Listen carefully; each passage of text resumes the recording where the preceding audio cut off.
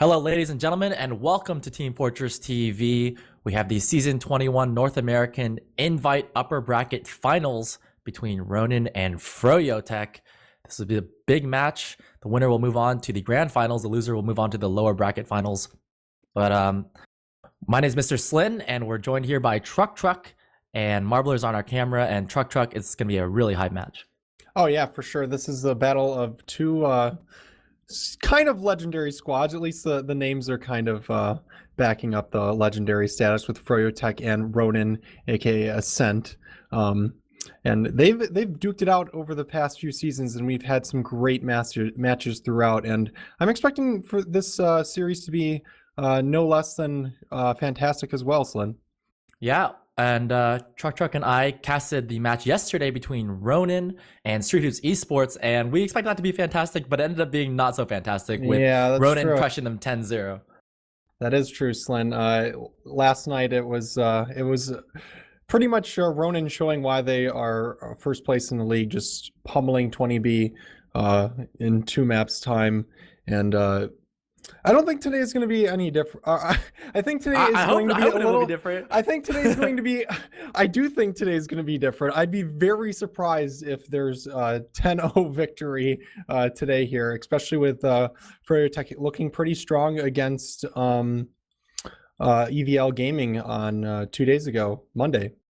Yeah, well, we have the defending champions RONIN, who last season they just played absolutely phenomenally. This season they're no different. They're 15-1 in the regular season, and they just cleanly went through their first round of matches. And then meanwhile, froyotech has had a fairly smooth season as well here. And yeah, a couple nights ago they took the victory versus EVL 2-0. It was a 5-1 victory on Metalworks and then a 5-3 victory on Sunshine. So we have a really hype match night between the top 2 teams in North America. Yeah, for sure. And I can't wait to see these teams match up, because I think it's really map to map how these teams perform against each other. As we saw during the season, froyotech took a map, took the only win away from RONIN this season, and of course they lost fairly recently on Metalworks to the same RONIN squad. So they're 1-1 so far in the season, and I'm not really sure what to expect coming into these maps here, Slyn. What do we got? Well, it's basically Clash of the Titans, right? We have, froyotech was 2-time world champions, and they were a very strong roster, although they're not the same froyotech that everyone knows and loves. It's a different roster this season. They took 4 out of 6 players from last season's Strawberry Mangoes, a team that finished 5th place, and then they combined that with Clockwork and Banny to make this very strong team. Not quite, the unstoppable dream team that froyotech used to be, but up against RONIN, which arguably could be considered dream team. They have such a strong roster. Yeah, I agree. They've been together for 2 seasons so far, as you've mentioned previously, and all of the new-ish comers to the team have definitely flowed into the team chemistry very well, such as Yomps. And as far as froyotech goes, I kind of feel like their roster move-ups are kind of playing against them throughout the season. They've changed Banny on, I believe, 3 different roles. He went from scout to pocket, and now he's on roamer. And maybe this is the key to victory for their current squad. But I'm not really sure. I've definitely seen players such as Muma grow throughout the season very much. So, like, he's proven to be one of the best Dowman in Invite currently. But I don't know if that's enough for them to pull out the victories that they need today. Yeah, and the last time these 2 teams met, RONIN was the one to take the victory. So the first time they met was 4-2 on Viaduct, and that was actually a really big surprise win for froyotech. A lot of people expected RONIN to take the victory there, but they subbed in Clockwork for Decimate and took the upset win. And then most recently it was 5-2 on Metalworks in week 7. So I think RONIN have the advantage heading into these series of maps tonight. They're just looking really strong, especially after their showing last night. But this is just a really big series. We're going to be playing 3 different maps potentially. The first map will be Granary, followed by Badlands, and then Gully Wash is the potential 3rd map here in this best of 3. And let's head into the rosters here, Kurt. For RONIN, we have 4-4 on Medic, Bononsky on Demo, Rando on Pocket, Mela on Roamer, and Shrugger and Yomps on Scout. And froyotech has Ninja Nick on Medic, Muma on Demo, Patty on Pocket, Banny on Roamer, and Clockwork and Free State on Scout. And already hearing these names, we're just like, wow, this is going to be a big match. Yeah, of course. You've seen all of these, pretty much all of these players, with a few exceptions on froyotech in past seasons in Invite. And these are some powerhouse players. You got Clockwork and Banny on froyotech, and you pretty much have all of Ronin just as huge playmakers throughout every season of Invite they've been in. And I'm not really sure how these teams match up as far as players to players. I want to say Ronin kind of sweeps the board, but Clockwork and Banny, like they're pretty strong here this season.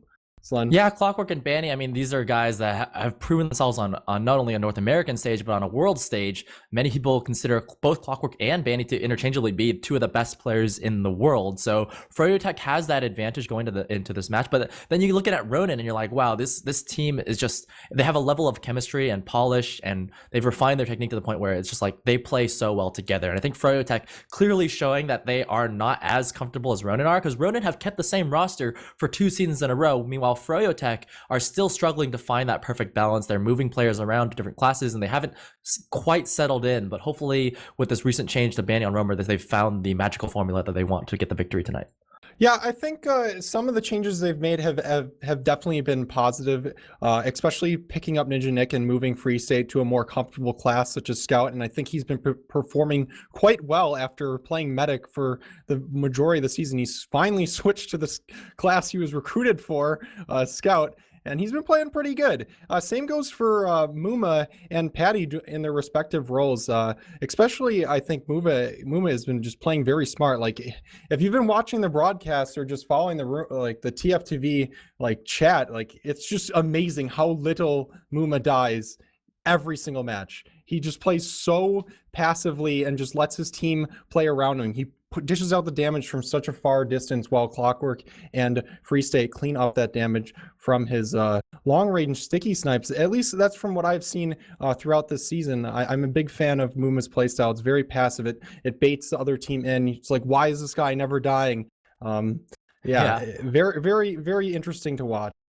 Well, you're talking about being a big fan of Muma, but I think there's just a lot of fans of these players in general on both of these teams tonight. I mean, Ronin, you got a lot of fans there, people who are cheering them on and saying, wow, this team has really proven themselves over the course of many seasons to work their way to the top of North America and show themselves to be the best team. And then you got froyotech, and this is like a lot of like streamers and personalities and a lot of maybe a little bit of salt here and there, Kurt, but I think, you know, just a lot of people like the players on froyotech too. So I think both sides have their fan bases, and this is going to be a very close match. And I think the most notable part about froyotech is that they have made these changes to their roster, right? They've been moving players around. Free State was on Medic to start things off, but the recent pickup of Ninja Nick has proven to be very, very good for them. And poaching them from Street Hoops ended up being a good call there. And Free State is actually a former teammate of mine, and I know that he's a player with a lot of potential. Just he's one of those up and coming players who's moved quickly through the ranks, and I think that he's finally starting to hit his stride here. He's got, you know, incredible mentors on this team, froyotech, and he's a very fast learner. So I'm really looking forward to see how he stacks up tonight, but he's got a really tall order to fill up against Yomps and Sugar. Yeah, you bring up a good point with Free State and many other players on froyotech, just being surrounded by talent that's been around Invite for so long. A good example on the other side of the equation is Yomps. Like he was recruited on Ronin, and not many people expected much of him, and he grew into such a fantastic player. And I think that has a lot to do with his surroundings. He was just mentored by many of the best players in Invite in past seasons, and I think that's what we might be seeing from froyotech in the development stage. Though I'm not sure if they are at that point where they're strong enough to defeat a team like Ronin just yet here, SLIN. Yeah, well, you talk about development, and I think froyotech have come quite a long way since the beginning of. I mean, you just look at last season, and if you look at these players like, you know, Muma, Patty, Free State, even Ninja Nick were just outside those top 2, and now with, you know, combining that power with Banny and Clockwork has elevated them to that, you know, top 2 North American team status. So these guys have really made great strides over the course of these last couple seasons, but they're up against a team like Ronin who they're just impenetrable, right? Like even last night we thought that, you know, maybe Street Hoops would take a couple rounds off of Ronin, maybe make things interesting, but then it was just like, no, they battered them in the ground in the very first game, making it 5-0, and then in that second match it almost looked like Street Hoops were defeated at that point. They just kind of gave up. They were just running off classes and trying to keep morale up, you know what I mean? Yeah, they're trying to play the mind games, but the mind games just didn't work. They were playing TF2, then they tried the mind games. But Ronin has stayed strong throughout the season, and I do think froyotech does match up better than 20B, of course, as Oh yeah, most Froyo definitely.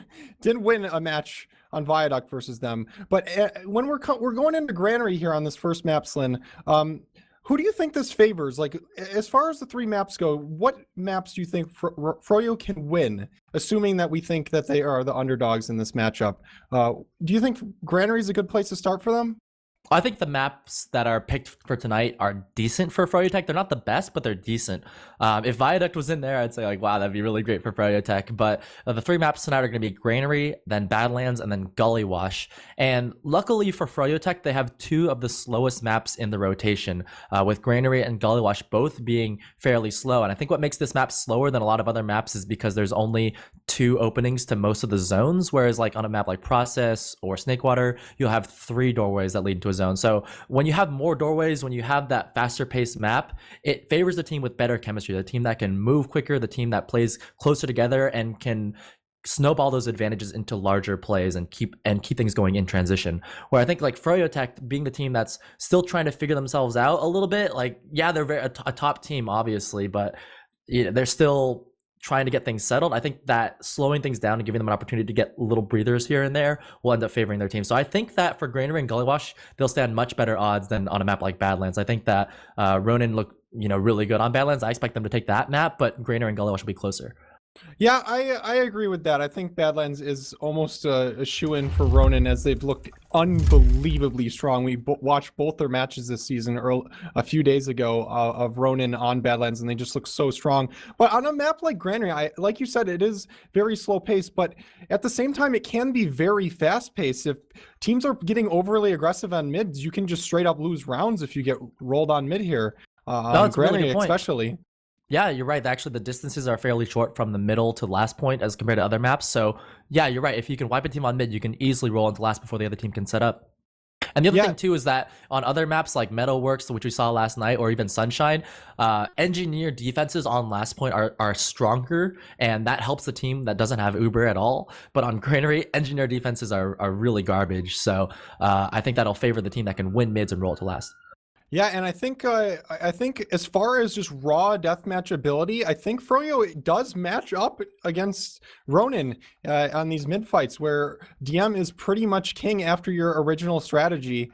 You gotta hit those shots, and I think both teams are more than capable of pounding, so to speak, the other team into the ground. And I'm really curious to see how defensive the medics play on this mid, because it's very, very hard to tell what's going on from a medic's perspective on this midpoint. If you're really not on those crates or on that battlements area, you can't see much of anything unless it's right on top of your face. So yeah, I'd like to see some defensive medic play coming from both medics on this mid here, because it's just very scary as a little medical man.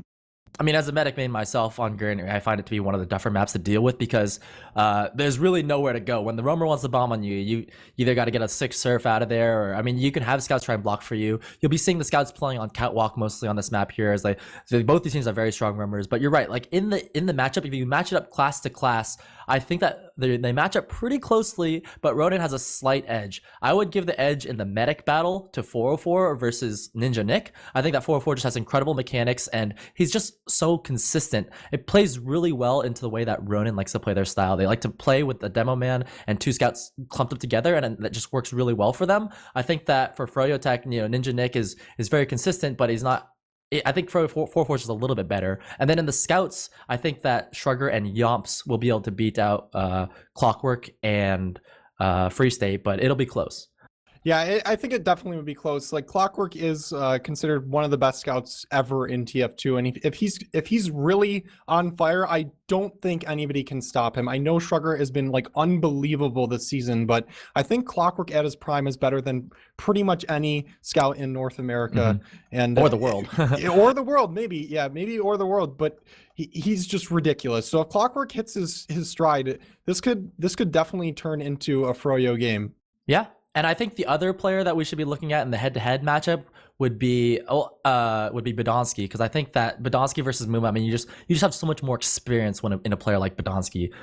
He just knows the game so well. His traps are next level. He thinks 2 steps ahead of you, so that he's going to be able to get kills with those traps where a lot of players wouldn't be able to. I think Muma, he's a player that, he's very, very good, and we've seen his mechanics are very good, but I'm not quite sure he'll match up at the same level. I mean, it'll be close. Like I said, this match should be very close, but we have 12 players in the server now, Kurt, so maybe we should get into predictions here.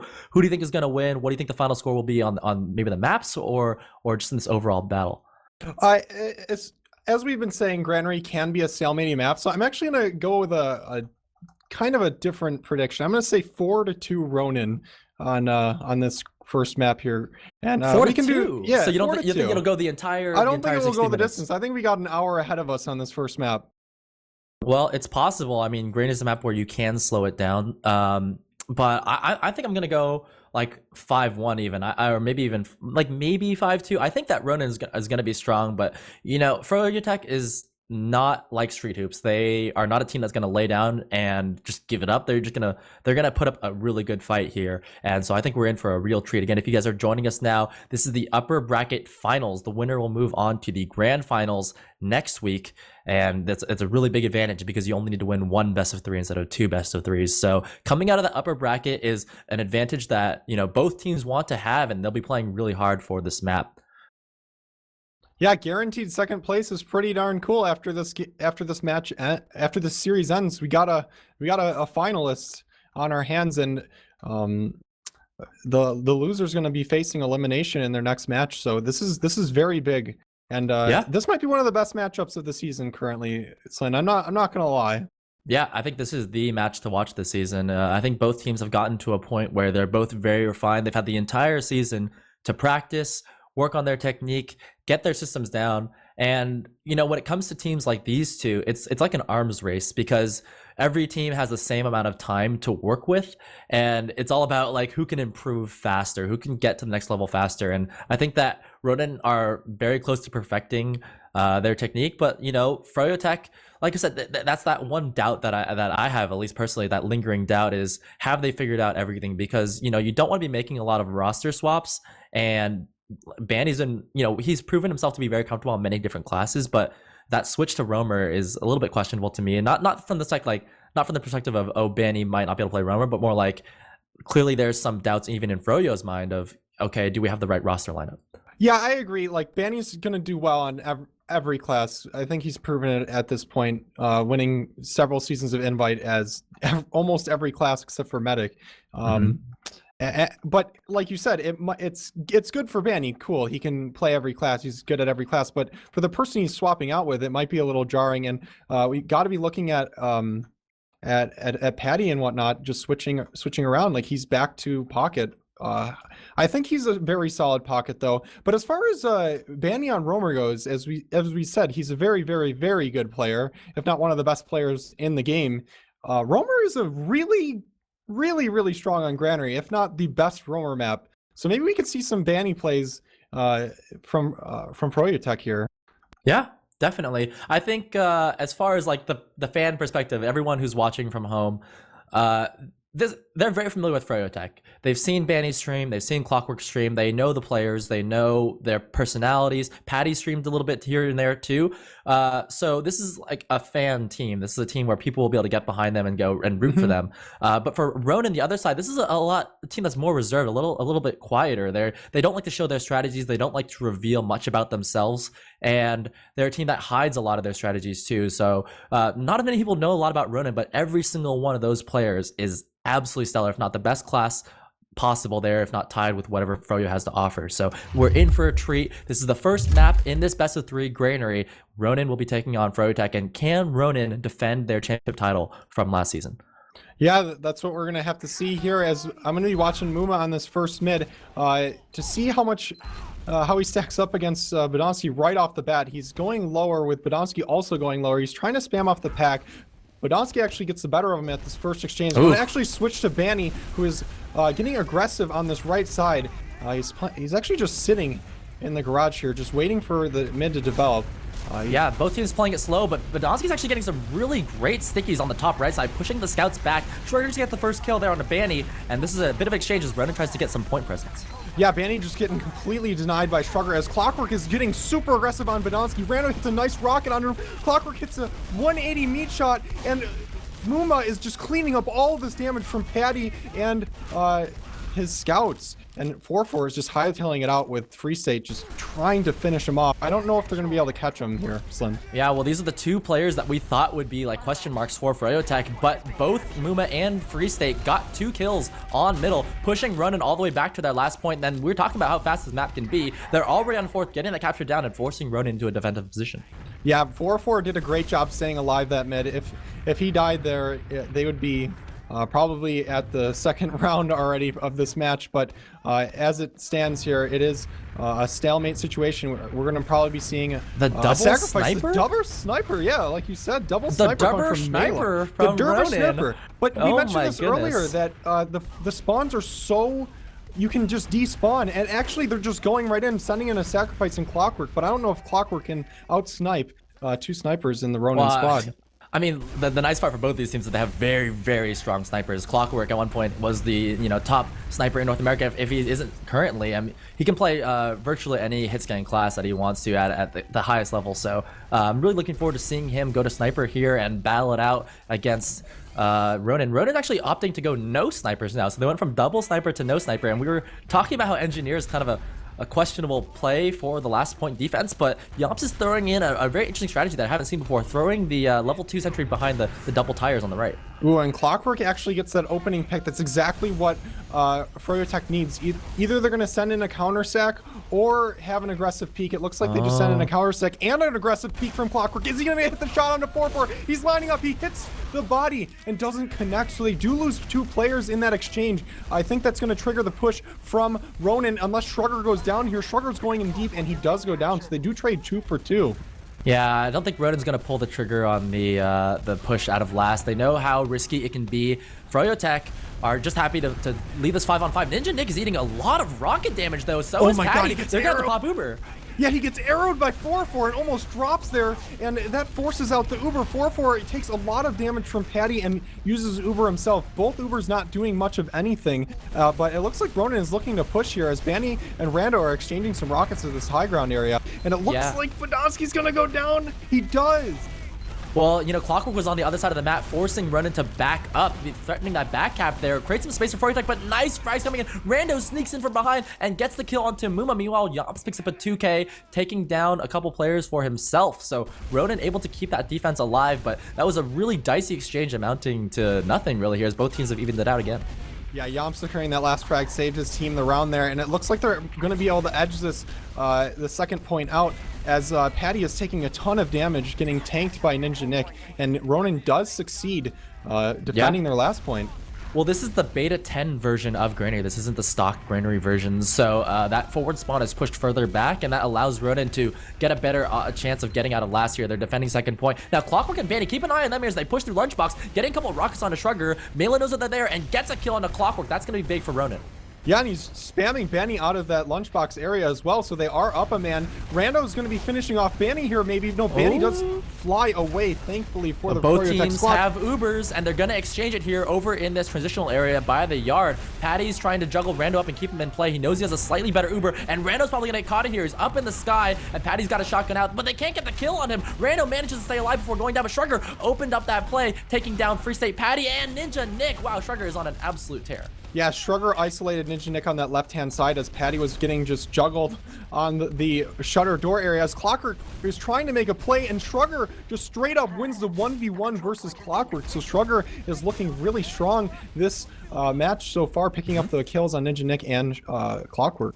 Well, you're going to see this from Clockwork very often. He likes to play by himself. He likes to play the far side of the map because he knows he can win those 1v1s. Unfortunately for them, RONIN just playing a lot tighter, and the focus fire is so much better at them. Look at them here, focusing Banny down on the left yard. They're about to get Free State here as well, but he surfs his way out to the other side of the yard. But still, RONIN have the advantage. They know they have a large Uber advantage and the numbers, so they're going to be pushing into second point.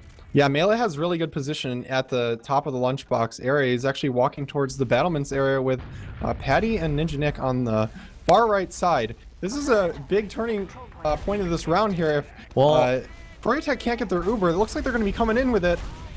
Yeah, Mela actually pocketing here for 404. They're on to last. They get Muma and Ninja Nick right at the very end of that Uber there. And that's going to be the round here for RONIN easily as they clean up the rest of the players of froyotech. And RONIN, originally forced back to their last point, have gone all the way around the world, and they brought it right back to get this first round. Yes, Lynn, as you were talking about yesterday very strongly, that RONIN is just such a fast team. You'd never expect them to push on that very small Uber advantage. They had like 15% ad at that point, and they just pushed in and fragged Ninja Nick in that clutch situation. As we head into the second mid of this round, the heartbreaker round for froyotech, losing it yeah, definitely. after pushing last.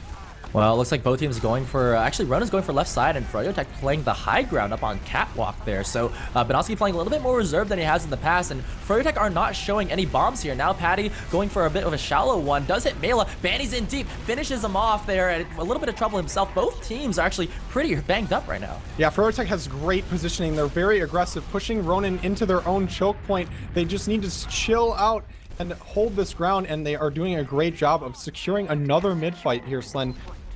Yeah, and actually froyotech have won 2 out of the last 2 mids, so they're on a bit of a roll there, but they need to convert, and right now they have a one-man advantage, which they could maybe use to make something happen over here by the shutter door. Actually, they should probably rotate left side. What a lot of teams will do is take the heals and rotate it to the far side of the map. That way they can crush the flank, heals versus no heals. Looks like froyotech are just sort of slowing down the pace of the game so they can kind of gather their thoughts and make sure that they convert this round. Yeah, 100% agree with you, Slin. They look like they're taking your advice here with the heals in this lunchbox area, leading with Clockwork, taking down Mela with this great focus fire. He actually craters off of that ledge area, but a great sticky trap. I didn't even see that, taking down both of froyotech scouts. This is looking terrible for froyotech, because Banny is actually in behind. We talked about how creative Badonsky is with those traps, and he got 2 kills there, turning the tide of the battle. Look at Rando now onto Muma. There's no threat there as the Devilman goes down. Patty is soon to follow. RONIN putting time on middle. Banny's going for a back cap, but it's a 3v1 over there, and he will not get it. RONIN are right back into this fight here. Even Ubers and Ninja Nick potentially could go for a defense if he wants to, but no, it looks like Badonsky's able to hold it off with his traps, and Badonsky's just such a good player. I mean, he really turned the tides for his team. Like you were saying at the pregame, his creative traps just turning the tide of that entire fight, with Clockwork actually hiding behind Badonsky. He's waiting to see the beam. He sees it right now. Is he gonna pull the trigger? Here he comes. No one sees risky him. Play here from Clockwork, but it could pay off. He's on to 404. Isn't able to finish it. Oh my god. 404 just standing strong, putting so much trust in his teammates. He very well could have dropped there, as he does use his Uber, trading with Ninja Nick in this lobby area. Well, this is looking so good here for RONIN. They do lose Rando, but they got so much flashing out of Ninja Nick. Now it's a 5-on-5 fight as Mela is trying his best to work his way and push Banny out of the flank. But things are going to even out here. Mela in a bit of trouble left side. Free State Patty trying to finish that off. They don't get that kill onto Shrugger, but they do get Mela. So froyotech will push out of this. There's no soldiers alive from RONIN. Yeah, and there's no sticky trap in this garage area. They should be able to walk into mid, taking worrying about no sticky trap, and there they are. They're taking the high ground immediately. Free State pushing them out of the garage area, and froyotech getting a first win in like this stalemate situation with that nice pick from Free State. I mean, that's a really nice read there by froyotech. Realizing that there's no soldiers alive on RONIN means they can just push right in. There's no control on the chokes. There's no control on the high ground, and RONIN just had to back out of that and give up all of that space. Even Ubers here, even numbers, and this is actually pretty decent for RONIN. I mean, they did fail a couple pushes, but considering that they lost middle, like, they're happy to be in the situation here. And froyotech, again, this is one of the slowest maps in the rotation, so this is going to give froyotech time to slow down the game, gather their thoughts, and make sure that they convert this, because froyotech need that time. Yeah, Badonsky has his sticky trap on this shutter area. It looks like most of froyotech are in this garage area. froyotech really, really needs to convert this. If they start falling behind, it's going to be very, very hard for them to climb back. They already are down around in this first map here, Slin. I mean, momentum is such an important part of any esport, especially TF2, in a map where, in a match where, like, the teams are so close in skill level. So for RONIN, they need to hold this off, make sure that froyotech is the one to do the push, make sure that froyotech is the one to potentially botch the play. Yeah, and I think after they kind of realize there's no one going to be pulling the trigger on Ronin. I think they might send someone in. And as I say that, Banny does get in through Garage. I don't even think they noticed him until he shot at Mela. So Banny is in behind for a potential rat play. But so and is Shrugger Shrugger. is doing the exact same thing here, Slim. Yeah, exactly. I don't think froyotech saw Shrugger there, as Free State clearly has his back turned to him, and Ronin could potentially collapse on a Free State. They see him over here with left side yard, but oh wow, Free State getting in deep, forces 404, and now he's Shrugger actually... forces Ninja Nick. Wow, so the both sides forcing. Yeah, and Shrugger is actually still alive in the backfield with Clockwork sneaking around. Shrugger's still back in. He's fighting once again. His team's not actually helping him out with that flank. I think he just wanted to die so he could regroup with his team, as Froyo is looking to push this lunchbox area once again with the heals. Wow, this is some next level play. Just when you thought froyotech was getting ahead, Ronin bringing it back with the force onto Ninja Nick. Now they're collapsing onto Patty's second point. Clockwork, 1 versus 1. They trade with Mela, and Ronin still managed to stay alive here. They're down 1 player, but Badonsky's putting the hurt over by Lunchbox. Yeah, Banny and Ninja Nick getting into the red there, and they're re-pushing with that re-heal with Free State opening up this entire second point for his froyotech team, and they are going to be able to secure it with their 3-man advantage, but Ubers are relatively even with 4-4 getting the edge on Ninja Nick here. Well, this is a similar situation. We've seen this one before. Ronin on last point, even Uber 6-on-6, and Yomp's going to go back again to that engineer play. It looks like he wants to put the sentry over in the similar spot, over by the tires. And froyotech, again, the ball is in their court. It's up to them to make the move, but this is exactly what froyotech want to be doing. They like to slow the game to any Banny team. You watch Banny over the course of like a couple of years of gameplay, and he likes to do the same thing. Slow it down, put Clockwork on Sniper, and trust your playmaker to make the play. Yeah, Clockwork is spotted out on Sniper from Rando. He's kind of just playing upper with Soldier protecting him and Patty, and this is definitely going to be a pick play for sure, obviously, with snipers on the froyotech squad side. Yeah, I really like the way that Ronin's playing this because the weak side of the map is the upper doorway, and then also the shutter door is secondary to that. So Badonsky locking down that right side shutter with the sentry gun and making sure that it's not easy to take the gun out. So you have to deal with not only the Devil Man, but the sentry gun. And it's encouraging froyotech to potentially push off of the fence side of the map. But Mela and Rando can easily just rain down rockets onto that. So it looks like Ronin's got all the doors covered, and this is a very solid hold by them. Yeah, and Clockwork is trying option number 2, and option number 2 was a sticky trap from Badonsky, so I'm probably expecting a counter sack coming from Ronin, or maybe even a push. Probably just a counter sack with the heals from Rando. Well, Rando's and so Badonsky. close to them. I don't know if he realizes Rando's like right next to the combo, but they don't want to pull the trigger on that one, and you know, it's really difficult to push on a one-man sacrifice, so you can't really blame Ronin for not going on that.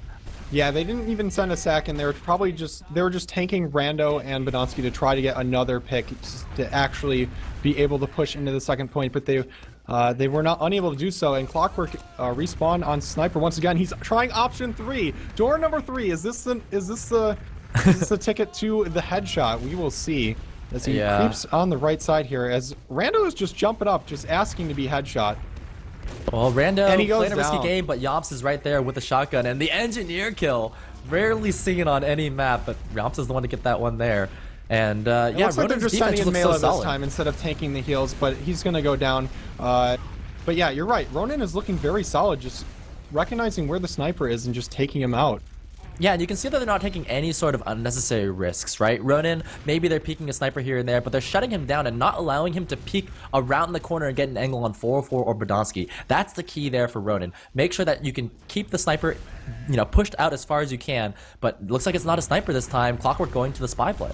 Yes, I really like this decision. The game is so slow. It doesn't really, like, they've proven that they haven't been able to push into their second point when he's died twice so far. So you might as well mix it up with that spy play, the insta-kill backstab mechanic. And he is just dropping out that window. Out this area. Yeah, and he does see the sentry gun there. He knows its position. And he's on that cloak and dagger, so he has infinite cloak there. He's just going to be able to sit out in the open, and Ronin will never find it out. Although, the longer this goes on... Whoa, Yomps just tagged him! Yomps just tagged Clockwork, but he didn't follow up on that one. But yeah, the longer this goes on, the more, you know, of an odds that there's a spy out there. So Ronin are very aware of this.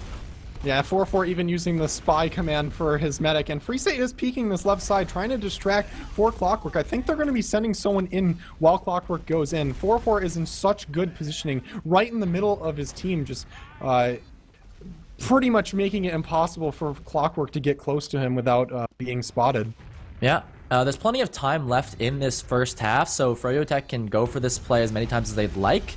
But looks like Clockwork's gonna go for the sapper play, and he goes down here. Actually, Banny gets taken down by the Badonsky trap here as well, as Banny tried to go for a peek and gets picked off. Yeah, so and that's Free three State players died dead as well. So yeah, that's 3 players dead, and RONIN just showing such patience and perfect positioning on that last point, earning them a free second cab. Oh, this is the team that likes to push on the small advantages, and RONIN want to go right now. Patty's pretty dinged up, gets the health pack, but he's pushed back. Rando right in on that, but Patty, sick shot to deny him there, and RONIN's decided not to go in the middle after all. Yeah, a little bit overzealous from Rando, and it looks like Froyo is going to actually push off of that 1-player advantage, and they're making some space for the heals of Froyo in this yard area, and they do take over yard with the... Oh, Patty goes down too. They almost made a good play, but Patty going down there is not going to be good for them. It looks like Froyo is going to have to back off into mid. Yeah, Clockwork tried to go for a play through Z, gets denied there. Patty gets picked off, and RONIN can again go on this one-man advantage. Badonsky trying to lead the way through the garage. That Uber's going to be popped there by Ninja Nick. Second force there onto 404, but he's got the better Uber. Flashes onto Mela. Things are getting dicey over here by Garage, but they can easily collapse onto Banny once his Uber comes off. Yeah, Banny actually getting ahead and taking down 2 players, and it looks like there's going to be a fight in the backfield with Rando and Trugger trying to do as much damage as they can to Ninja Nick before they go down. They do not take him down, and Froyo got the better of that Uber.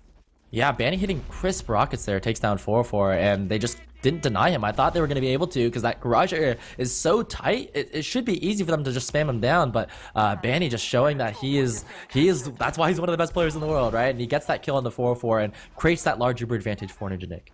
Yeah, and this is exactly what froyotech wanted out of this entire exchange. Uber advantage pushing into last, and I don't know how big of a sentry gun Yamps is going to be able to level it up, as Ninja Nick is getting his Uber, and I imagine they're going to push immediately after they get it here, Slin.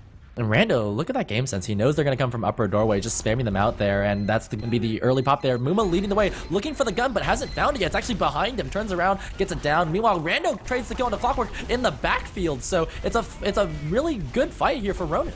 He also takes down Banny, while the rest of the RONIN squad is just steamrolling Froyo. Froyotech Mumanji is running away with his tail between his legs as his team just got mulched. A huge play from Rando, and Clockwork is trying to make a play for his team by getting around in the backfield, setting up a back cap opportunity, but this could bait his team into sacking into mid here. I don't know. This is looking really good here for Froyotech, actually, because Clockwork's in a position. Oh, he wins the 1 versus trades with Rando in the back, and it looks like RONIN was able to stop that thanks to Rando, and Rando's just been all over the place creating plays here for RONIN, hasn't he?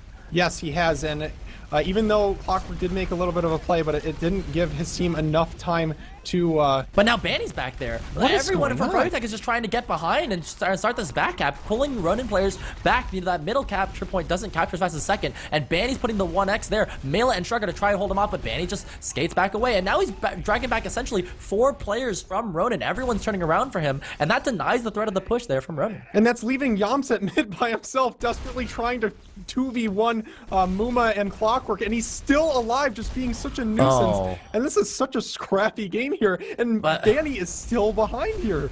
Yeah, and there he goes. This is exactly what you need to see out of players like Clockwork, out of players like Banny. I mean, it was a botched push from Froyotech in the last point, but those 2 plays brought all of RONIN back to second point to try and defend, and basically save them middle, gives them a second life here to defend this point.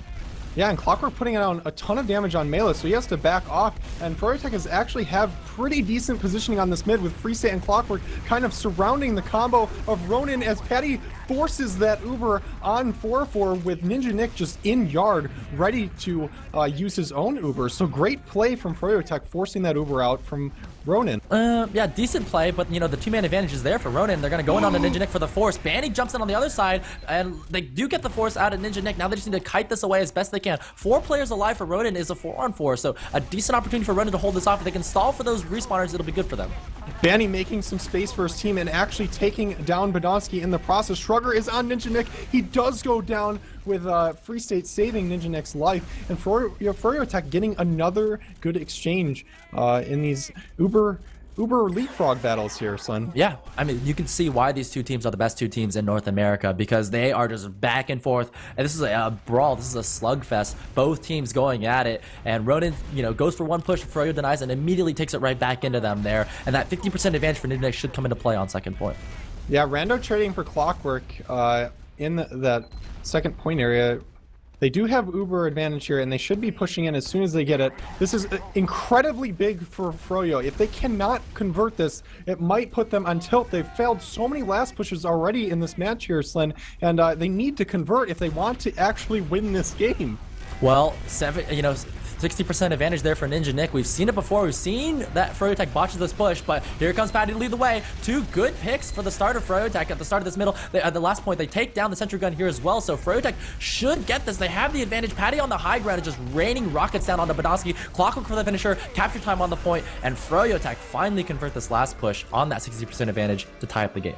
That was absolutely fantastic, Slin. They just took it so slow on that right side, just gradually working Ronin back into their spawn, just controlling so much of that last point area. And we're heading into the third mid, 1-1. This is ESEA upper bracket finals here on Team Fortress TV. And I'm going to be looking at Shrugger here on this mid here as he's trying to hit some pot shots onto the Froyotech squad. Yeah, froyotech have won the last two middles in a row, and they're trying to get Ninja Nick down. He's so low, but he barely picks up the health pack at the end of that. Shrugger tried his best to finish it off, but Banny corners him. Does get the kill on the Ninja Nick, though, so now Ronin trying their best to play, protect the medic, stay around 404, keep him alive, and they hold off Banny. 404 is able to keep distributing heals to his team, and it's only Clockwork the threat from behind. Does grab the health pack and takes down Rando onto 404. Almost gets the kill, but Ronin finally get their first victory here on Granary mid.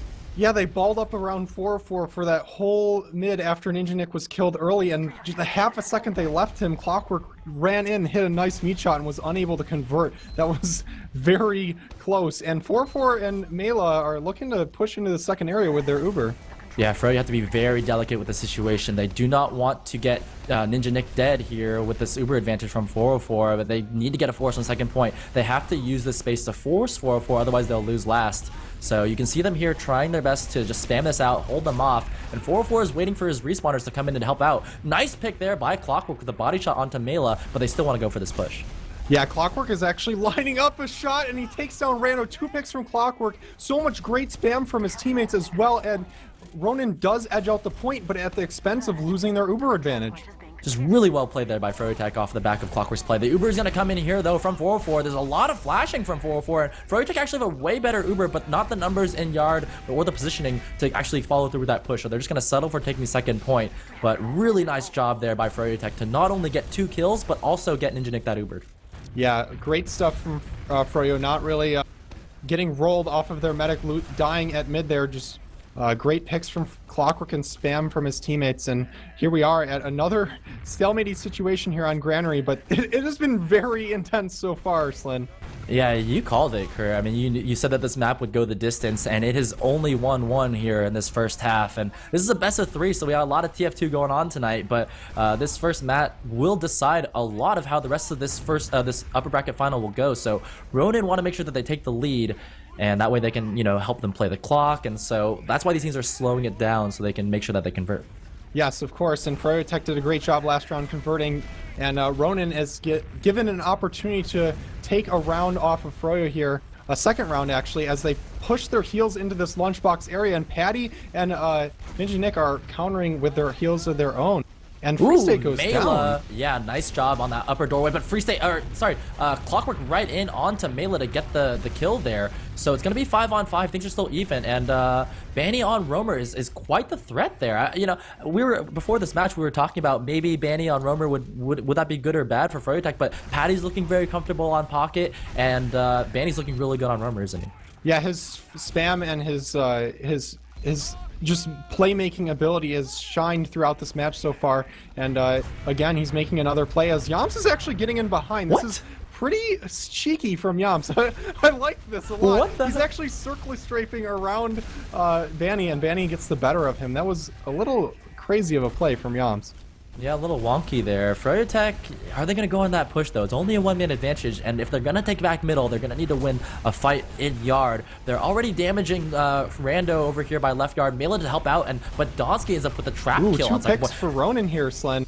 And that's going to spell a push if I know my TF2 correctly. And Trugger is getting in. It looks like Patty is looking to get aggressive with Ninja Nick. They do pop their Uber, only getting Badonsky, and 4-4 is looking to have a really good Uber here. Oh, this is so bad for Froyotech. They popped Uber to kill Badonsky, but that is so not worth it. 404 has a much better Uber, and they virtually wiped Froyotech. The medic and the pocket both down for them, and Banny's down for another 19 seconds. So Ronin are just going to be able to shove into last, the 4-on-3, playing the heals, and nice job there by Ronin. That was a really bad Uber for Froyotech. Yeah, that all stemmed off of Badonsky just holding down that right side by himself, taking down Free State, and forcing that Uber out of Ninja Nick, just indirectly winning his team the round. As we head into the 4th round of this upper bracket finals between Ronin and Froyotech, I'm going to be watching Muma here as he's spamming up on top of the battlements. He sees Badonsky, who's again getting the better of him on this mid here. Clockwork and Free State are on the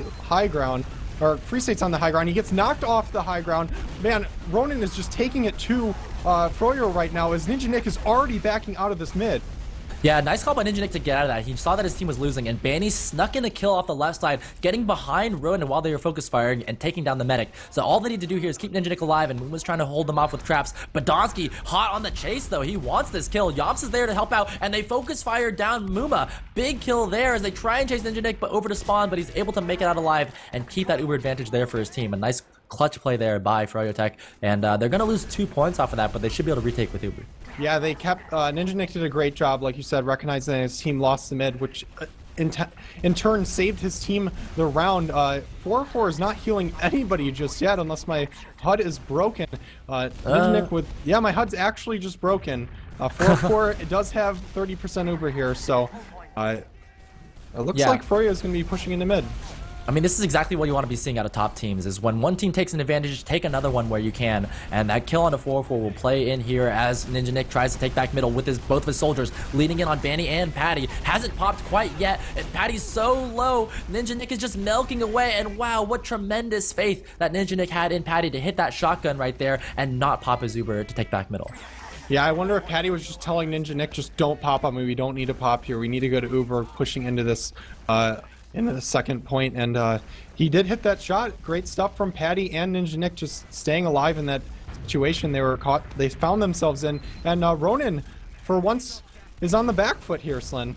We've seen this before, right? They're holding yard, they're holding last point. Froyotech is more often putting themselves in the control of the map. They just haven't converted those pushes yet. That's why Ronin's in the lead. Ronin's defenses in this match have been pretty superb, and it's all thanks to the positioning of the combo. 4-4's been having a great game. He knows that he can play close enough to get a force, but also get out, as all the rest of the players are dancing around here. So it looks like Froyotech are trying to poke in the yard. 4-4 dodging the spam very deftly, though. Yeah, they're running out of time in this round here. They're going to have to make a play or just stalemate it out if they want to convert around. But instead, they just sacrifice 2 players. This could be bad news bears for Froyotech. There is just barely enough time for Ronin to win the round here. I don't know if they're going to actually go for it. They are pushing into second with 1:30 left on the clock, and they are swarming Ninja Nick before 4-4 even pops his Uber here. Yeah, again 4-4 with a better one, though. Ninja Nick pops first, and it's a battle of wills. Then the medic pops second, and that again, Ronin with the better Uber are converting frags off of that and retaking middle and shutting down any chance of Froyotech to convert this. Yeah, Ronin is actually looking to win this round here. There is a minute left. There is just barely enough time. If Yams actually takes down Muma here, this could be disastrous for Froyotech.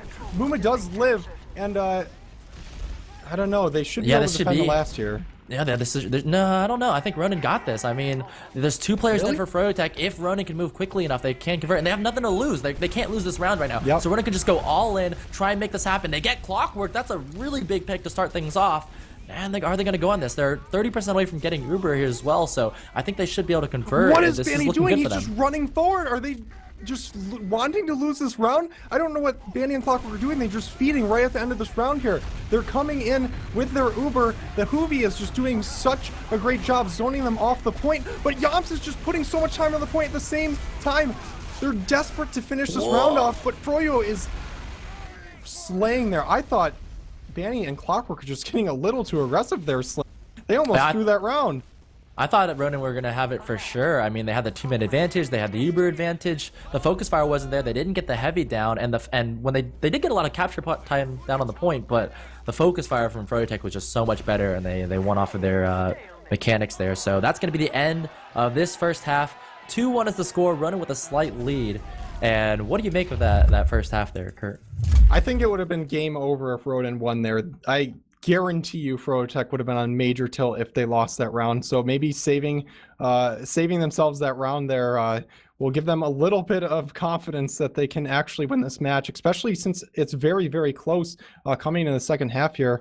What I came from it, like you mentioned before, froyotech is actually kind of being the aggressor of this map, but they are not converting, and Ronin is doing a great job of punishing them on their poor Ubers throughout this match. And if it continues that way, Ronin might catch their stride and win this match before the second half is over.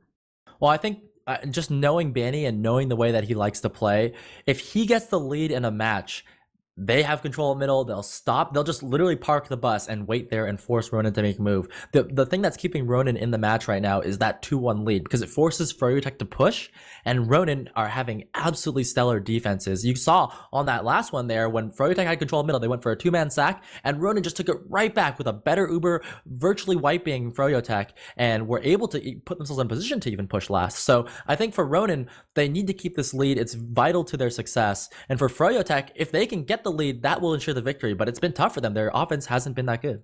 Yeah, it really hasn't. And like we mentioned, Ronin's counter attack has just been stellar. They just roll on through with every little advantage that they get, and froyotech needs to be very wary of the advantage that they're giving Ronin. They just barely was able to defend that last point at the last second of the first half. And I don't know what to think of this match here, Slin. This is definitely a 50-50 match at this point, if you ask me. Yeah, I mean, we wanted a good match. Everyone tuning in is looking for a good match, and they are delivering right now. You couldn't ask for a closer game. Both teams going back and forth, exchanging control of middle, and it's just been a really fun game to watch. No Uber drops for the medics so far, but the highest damage dealer for Ronin is Rando with 333. Froyotech on the other side, Banny has the highest damage, 292. Second closest on Froyotech is Patty with 244. So can you believe it? Banny on Romer is doing the most damage for his team. Meanwhile, like as you would expect for Ronin, like Rando's doing the most damage because he has all the heals.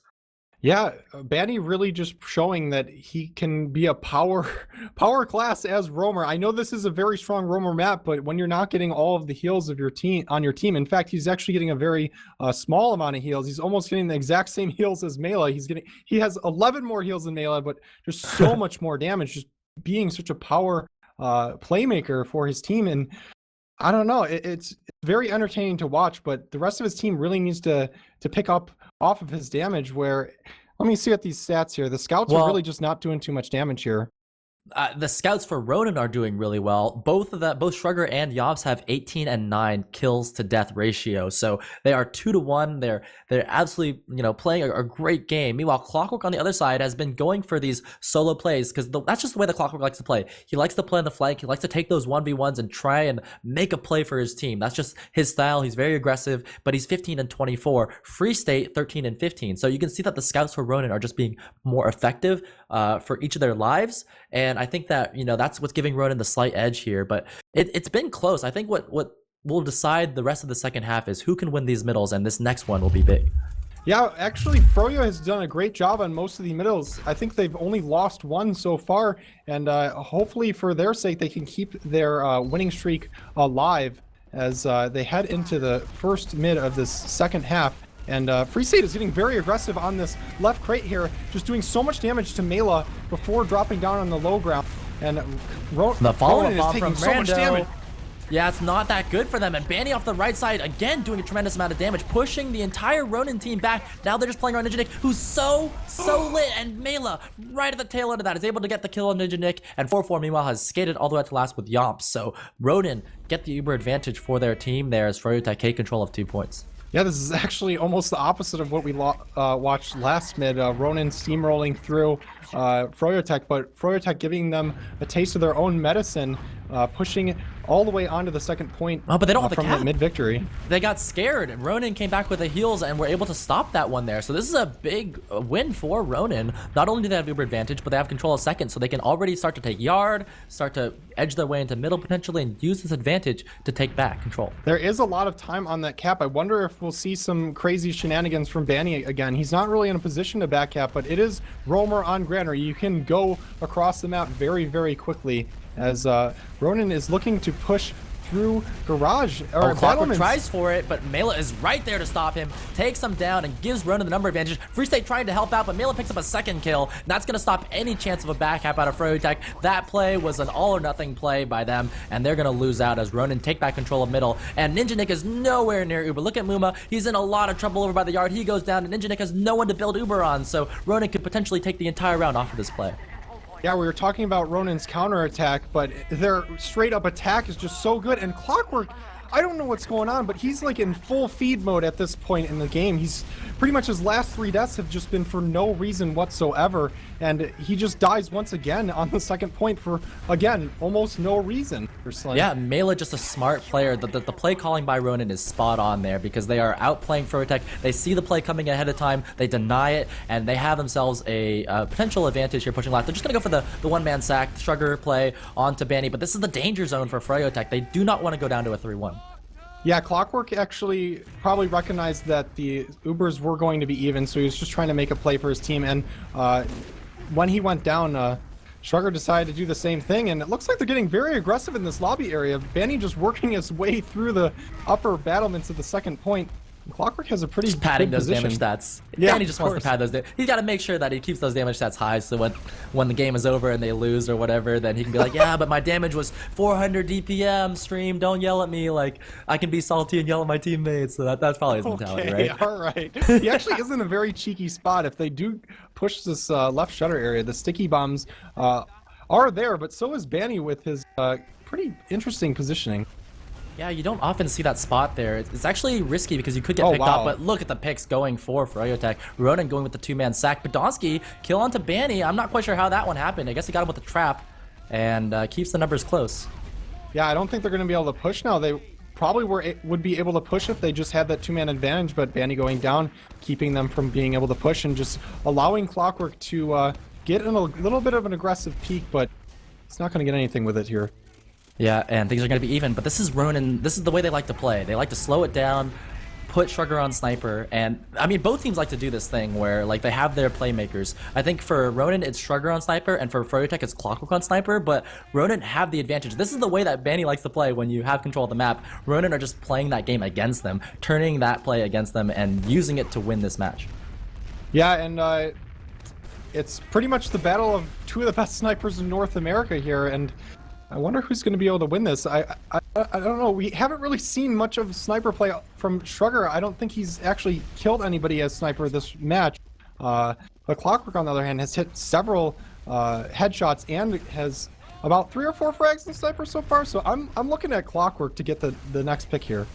For sure. Meanwhile, those damage per minute stats are going down because no one's shooting each other. So that everyone's gonna look at the stats at the end of the game and be salty. Yeah, Shrugger getting super aggressive. He goes down. Yeah. He went for a pretty wide peak there, but I think he's just trying to encourage froyotech to push out.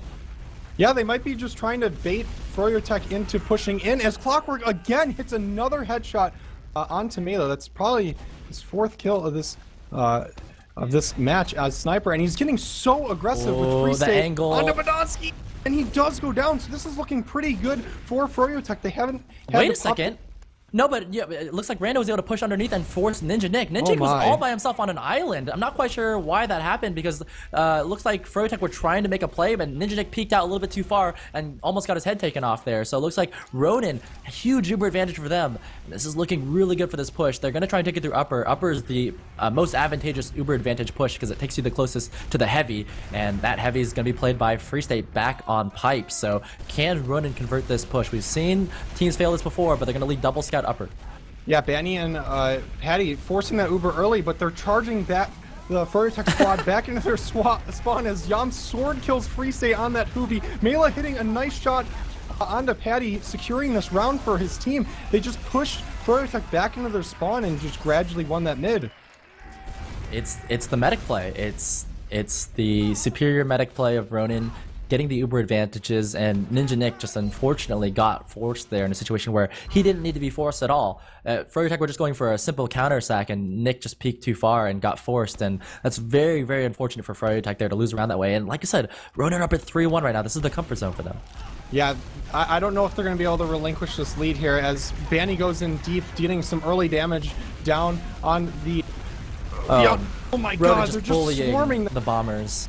Yeah, and Clockwork does hold that high ground, keeping Mela locked down. He's in the air control. Clockwork just swarming there and trying his best to deny them, but the number advantage is in favor of Ronin, so they should be able to push out. They have better health. Patty bombs in by himself and goes down, and this should be an easy mid-win here for Ronin. Yeah, it looked like froyotech had such good positioning. They were just all over Ronin, but Ronin just balled up and just mulched every single player on Froyo that wanted to get a piece of 4-4, and 4-4 lives, and they win the mid. But and this is looking really good for Ronin now. They have the pick, and with one soldier dead, it's hard for them to get a force on a 4-4. Nice play there by Clockwork though to take down Badonsky. Distracts a little bit longer, almost takes down Rando, and manages to stay out and get out alive. Nice play there by Clockwork as they try and go for the repush force. Yeah, and they're just taking so much ground for free here. Neither team has used Uber, and Shrugger and Freestay are going at it in this corner, and Freestay gets the better of them as Froyo just straight up takes mid, Uber v Uber. Very impressive play. Yeah, Clockwork, the playmaker for froyotech, is the savior of the day there as he opens that up, and froyotech managed to get themselves back control of middle as Banny peeks his way through little door, and froyotech might go for this Uber exchange. Patty's actually pretty dinged up, but yeah, looks like they want to go for it right here. Yeah, they're taking a lot of spam in the garage areas. Banny, again, making a play for his team, just jumping through and forcing 4-4 without a scratch on his own medic, and Rando might overextend here as he does go down, and Ninja Nick is sitting here with Uber advantage.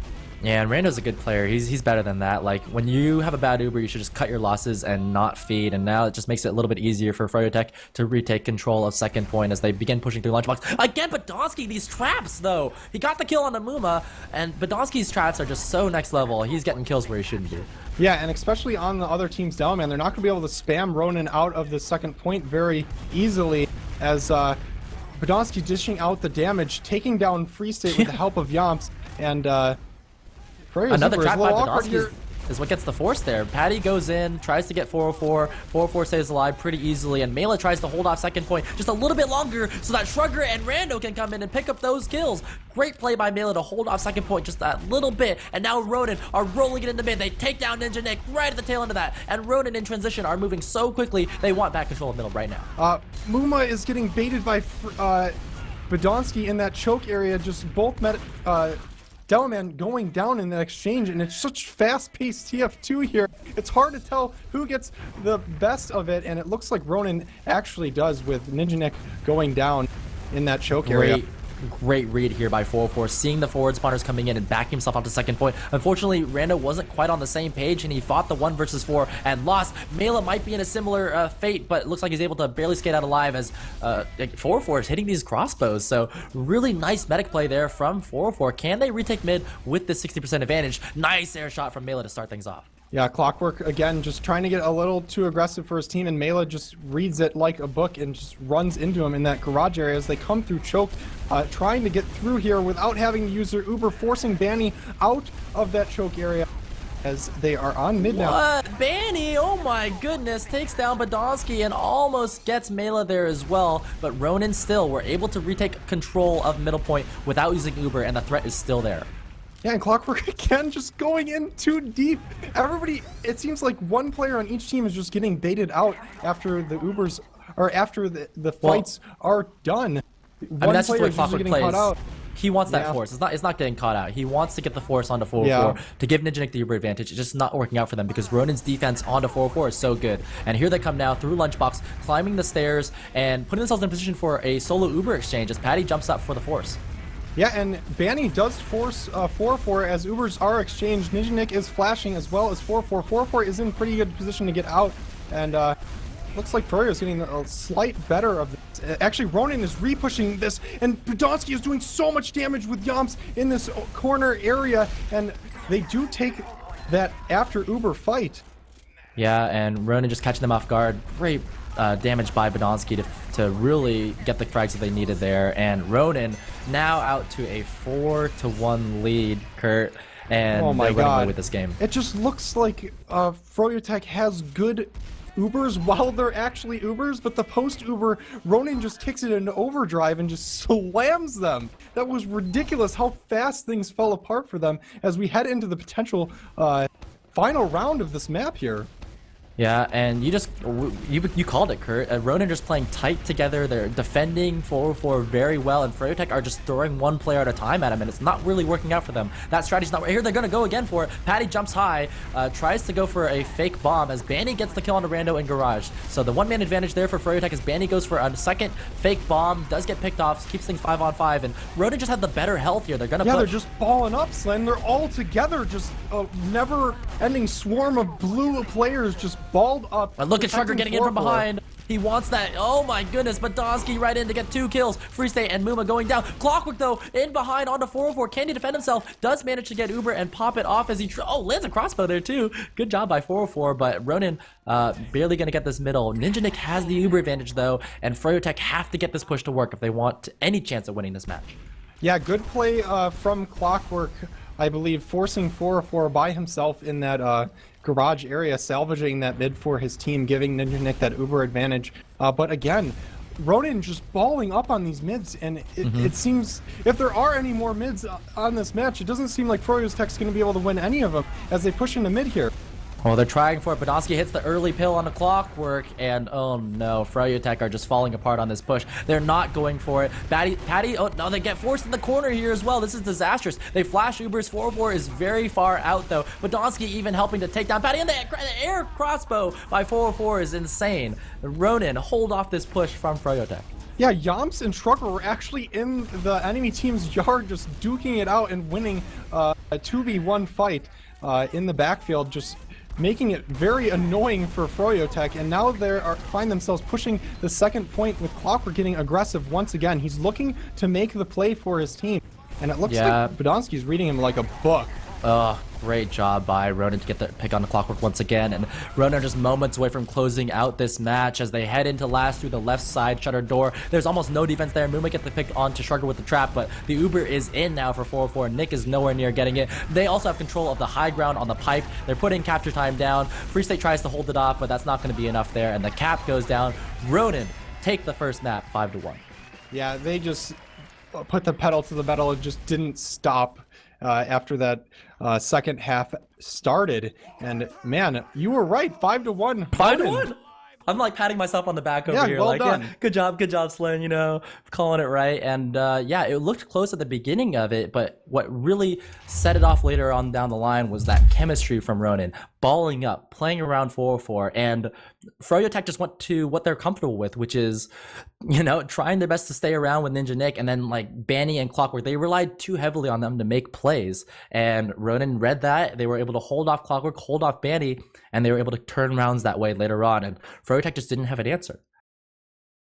No, they didn't. Their RONIN's post Ubers were just absolutely fantastic. Their counter aggression again has just been so on point in every single game this season, and it doesn't seem like anybody can match up against them. They just are leagues ahead of everybody at this point. But maybe froyotech's just rough on Granary. I don't know, but they have a tall order coming into Badlands against RONIN, who I think they are one of the best Badlands team in Invite, if not the best currently. Yeah, RONIN love Badlands, so this could be a potential 2-0. RONIN last night, the 5-0 victory twice over Street Hoops, and looking for a similar performance tonight. froyotech only able to take one round on this first map, so they got smashed pretty hard, although those first couple rounds looked closer. I think RONIN, it's just like it takes them a couple like mids to get used to how the other team plays, and then they really start like putting the pressure on down. And I think for froyotech, it's like they won the first mids and they just couldn't convert their pushes, and they needed those early rounds to stay ahead. Yeah, they really did. It has to be so frustrating for froyotech because they had how many opportunities to win rounds and they just didn't so convert. Many. Yeah. Like 5? They could have won the game if they converted every single push, but they were unable to, and they find themselves down a map coming into Badlands here. And I don't believe in the 4G, man. Not at this point. Ronin is just looking too strong. Well, two of the strongest players for Ronin were Yops, who went 30-14, and Mela, who went 28-18. Both of these guys doing a great job. But Badonsky, I think I'd give the MVP to him because his traps were next level, holding people off where they shouldn't have been, getting surprise kills, catching froyotech off guard, and making them reconsider every push. And every time that you have to reconsider, like, where's the trap? Like, where's Badonsky hiding it next? That just slows you down further, helps 404 get those Ubers in time, and the defenses for Ronin were right on point. And really great job there by Ronin to close out that first map. And we're going to head into the second one here, CP Badlands. And Kurt, like we were talking about, I think this is going to be another Ronin map. Yeah, and this is going to be a much faster game. I don't think Badlands lends to that slow of games, except for maybe on the last point.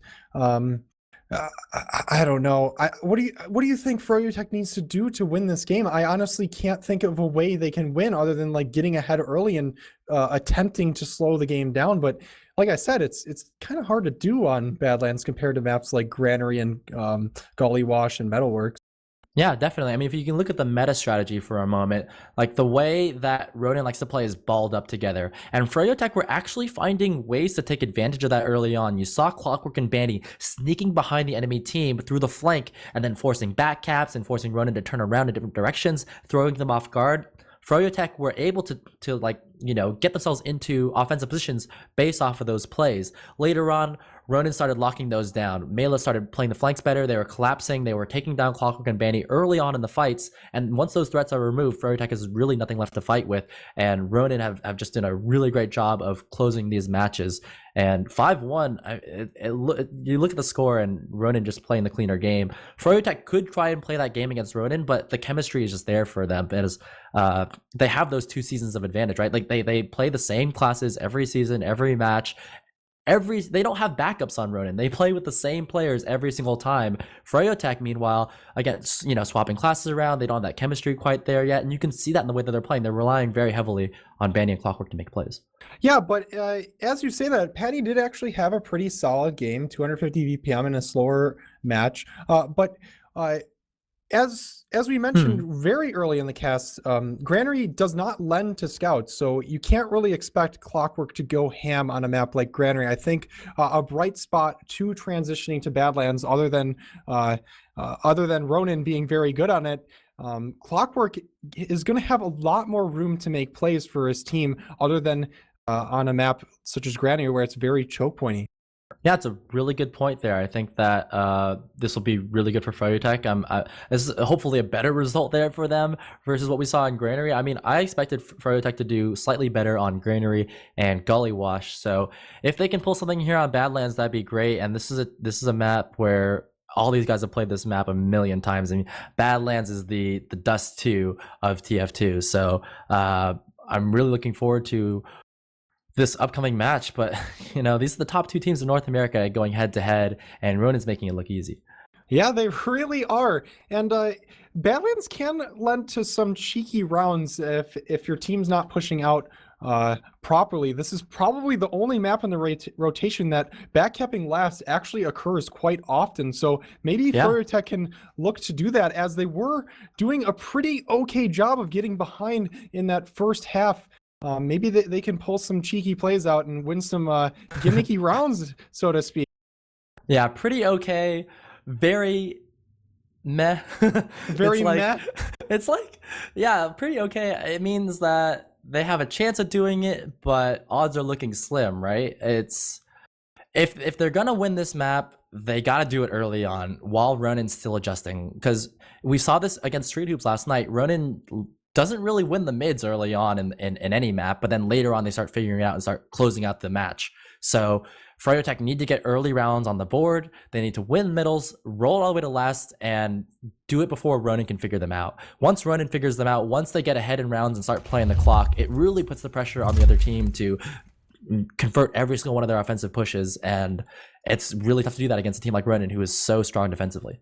That's an incredibly good point, Slin, because looking back on it, I think froyotech won 3 out of the first 4 mids of the first map, but I think after those 4 rounds were over, I don't think they won a single mid after that, and it just shows how RONIN is so good at adjusting it, and they did find themselves in they found so many opportunities to win rounds early on in that first map, and they were unable to convert. So if they do find themselves in the same position on this map, I think it's a little bit easier to convert on a map like Badlands, and they're really going to have to do that, like you mentioned.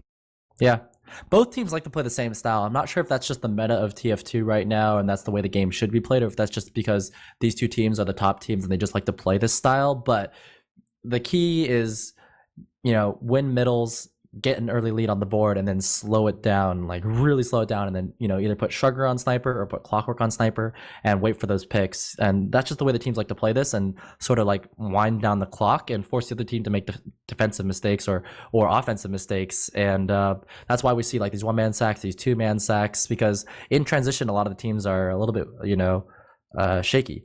So both these teams, like, we've seen them get ultra aggressive on small advantages, and I would love to see froyotech actually make that happen here on this map.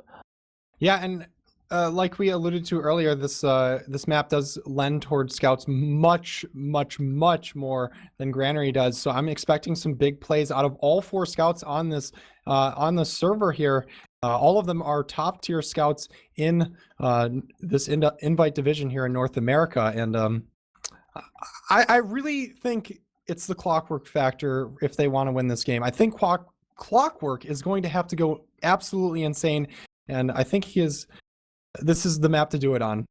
Well, I'd also call for, some of the players on froyotech to step up their game here as well. Like, I saw that Muma just wasn't quite as comfortable as he could have been, and you see it in the stats. Badonsky 270 damage per minute, Muma only 180 damage per minute, and I would love to see for him to like really have that kind of performance that Badonsky's having, where Badonsky's getting these trap kills and really putting the pressure on the team and weakening them and softening them up for those scout plays. So we'll see what happens here on this map. We're already getting into the server. There's 12 players in. Let's get some predictions here. Kurt, who do you think is going to win this map, and what do you think the score is going to be? After like we kind of talked it out, if you asked me after the last half of the last map, I'd just be like 5-0 RONIN. But I don't know. This map seems to lend towards Froyo more than Granary would. So I'm gonna actually say 5-2 RONIN. I think froyotech is going to be capable of getting some early rounds, but again, RONIN's resolve is just too strong. Their adjustments, ability to adjust is just very apparent. And yeah. What do you think, Slin? I agree with that. I think that RONIN is a team that just cannot be tilted. They just keep a very cool head even when they are losing rounds. And I expect a 5-1 again here on Badlands. I think that maybe froyotech can roll one to last, but RONIN in the second half should be able to close it out. So here we go into the second map in this best of 3. RONIN leading 1-0. And the winner of this match will go to the grand finals, as the loser goes to take on the that loser's bracket winner there between EVL and Street Hoops right into this mid.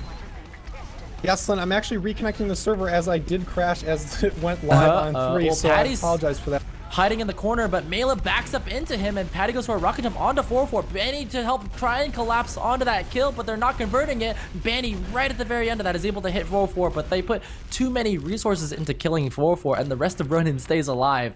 Both teams trading medics, but RONIN are very fast. Look at Badonsky already setting up lobby to try and guarantee that second point capture for his team. And doesn't get the trap as Clockwork runs right through it.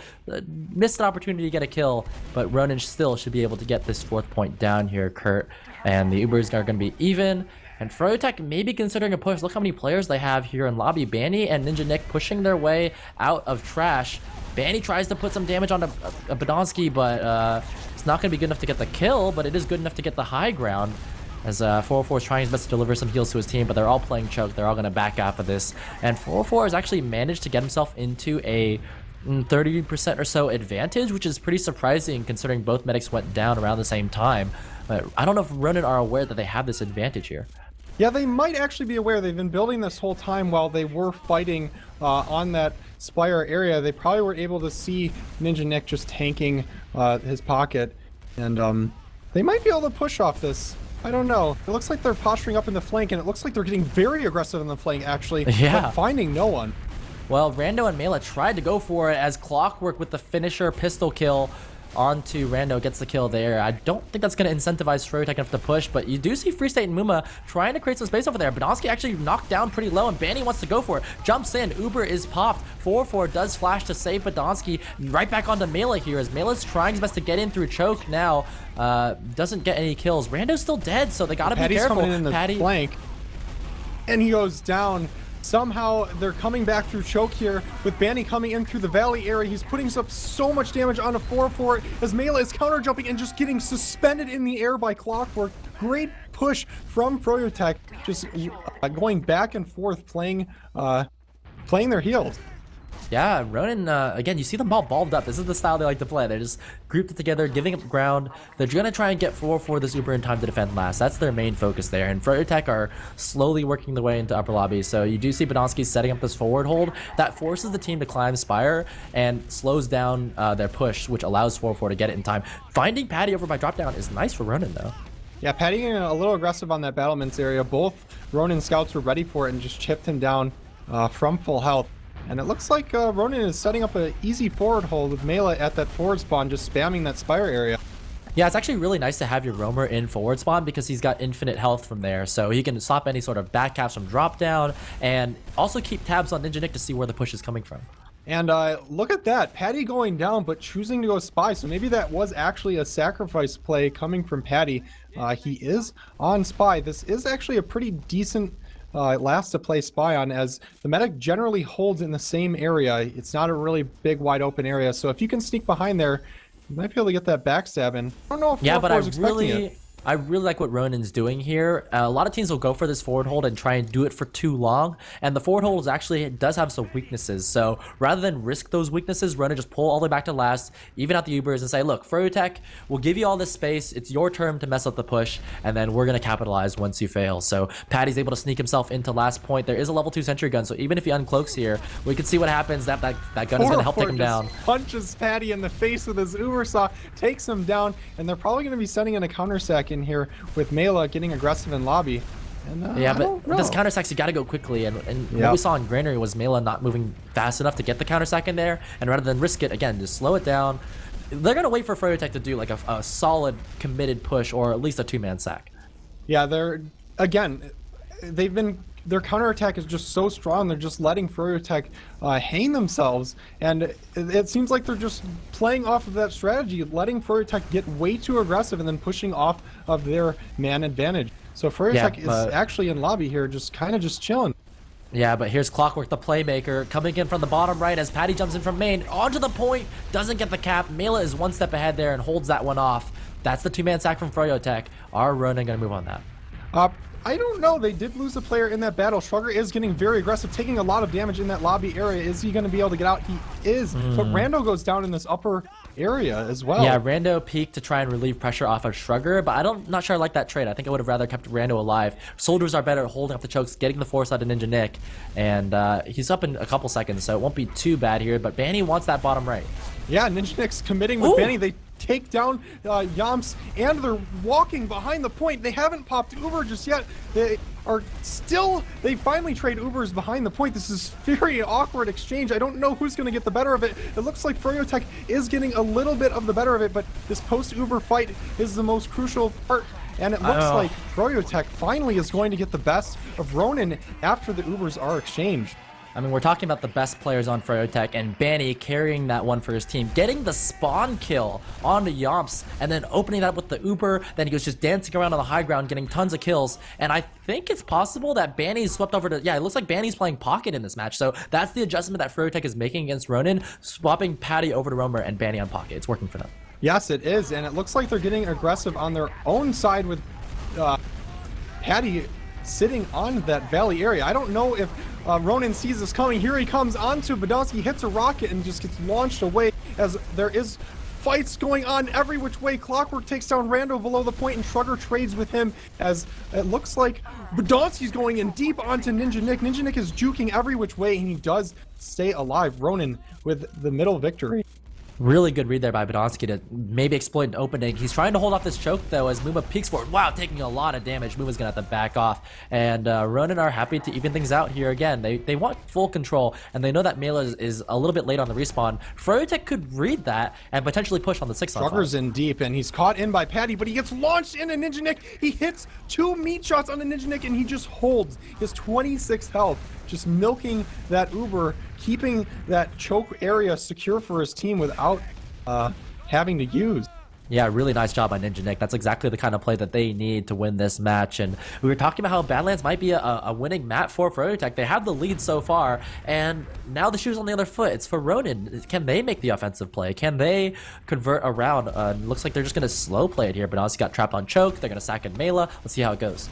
Melas hits 1 rocket on Ninja Nick. Ninja Nick just surfs on top of that little metal sheet and actually avoids the second rocket coming in from Mela. So again, Ninja Nick just making plays every which way, and froyotech is looking to push off of their 1-player advantage. Clockwork trying to get aggressive. He likes those flank plays, decides that 1 versus 2 is not worth it, and Patty isn't really able to quite help him out there. So Ronin are trying to get a pick maybe, but Mela's still dead. They don't want to go anything right now, and they're actually, look how much space they're giving them. 404's playing all the way back on his own train, and froyotech showing no intention of pushing, but just the way that Ronin plays is very passive.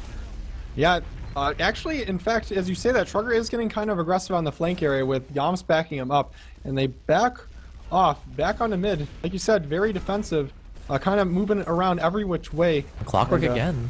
He likes that flank peek. Clockwork he's very confident in his own abilities, and I think he knows he can be any player one-on-one. Yeah, and Mela goes in for another sack. Is froyotech actually going to push off this? It looks like they're actually sending in Patty to make a play, and Rando is just there to deny him with that shotgun. And Clockwork is also getting aggressive. He gets caught out here by Shrugger. Shrugger thinks the best of it and backs right off. So again, both teams... Oh! Ronin's actually pushing off their very slight advantage. Like you were saying, they do trade Ubers here.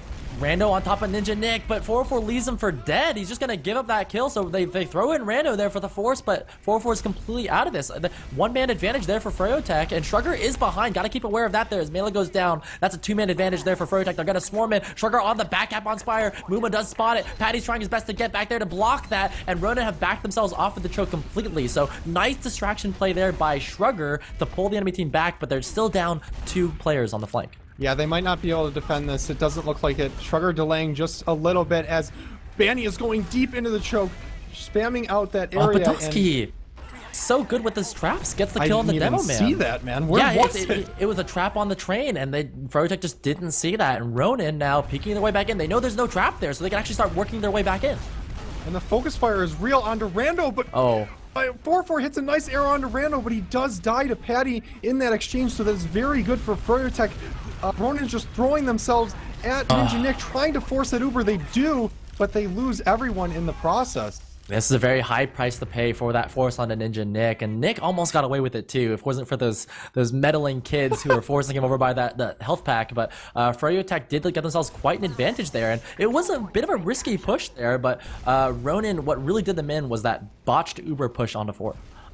Yeah, Ronin is lucky to be able to force Ninja Nick, otherwise they might be facing a 2-round deficit, as they are actually still facing that 2-round deficit, defending their last point, but they do have even Ubers, and they do have that pseudo Highlander setup here. Yeah, and froyotech, this is the situation that Ronin doesn't want them to be in, right? Up a full round and in control of this round. This is exactly where froyotech wants to be. They can slow down the game, Ronin playing Pyro and Engineer, showing no intention to push out, and maybe go for that, 2-man sack once. It looks like they're going to go for the Uber top left.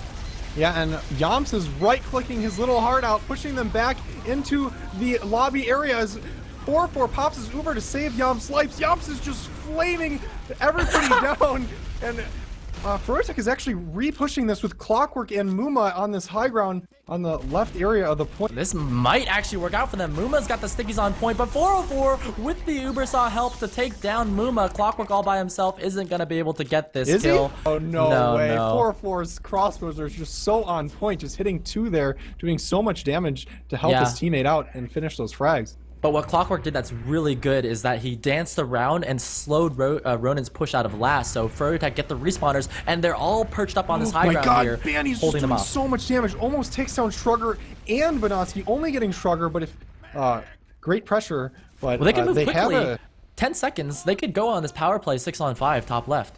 Yeah, they might, but they do have a sniper, so I don't think they're going to be able to do that. Clockwork's looking down this main area, trying to get a second pick for his team, and he does on probably the second best player he could possibly have killed in that situation. So this is going to spell a potential counter push from And this is a froyotech. terrible Uber here from Ronin. They tried their best to catch the combo of froyotech, but Ninja Nick and Mumo were just one step ahead, positioning themselves away, and the back out there from Freestay in through the bottom right is what's going to get the second round on the board there for froyotech, outplaying Ronin. And this is the game that froyotech likes to play.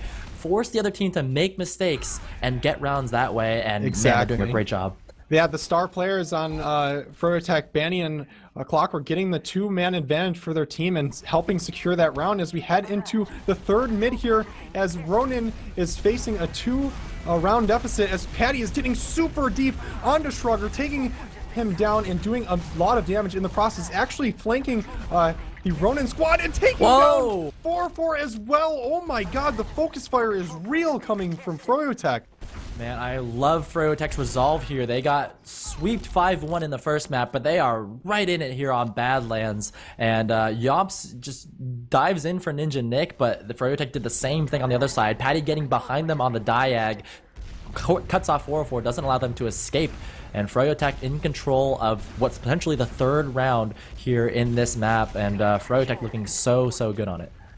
Yeah, that was an excellent mid. Other than losing Ninja Nick, they had a pretty damn good mid. Ubers are about even here, and it looks like Banny might be trying to get a little too aggressive on this lower area, but this is huge for froyotech. I don't think anybody expected them to be so dominant after getting rolled in that second half here, Slin.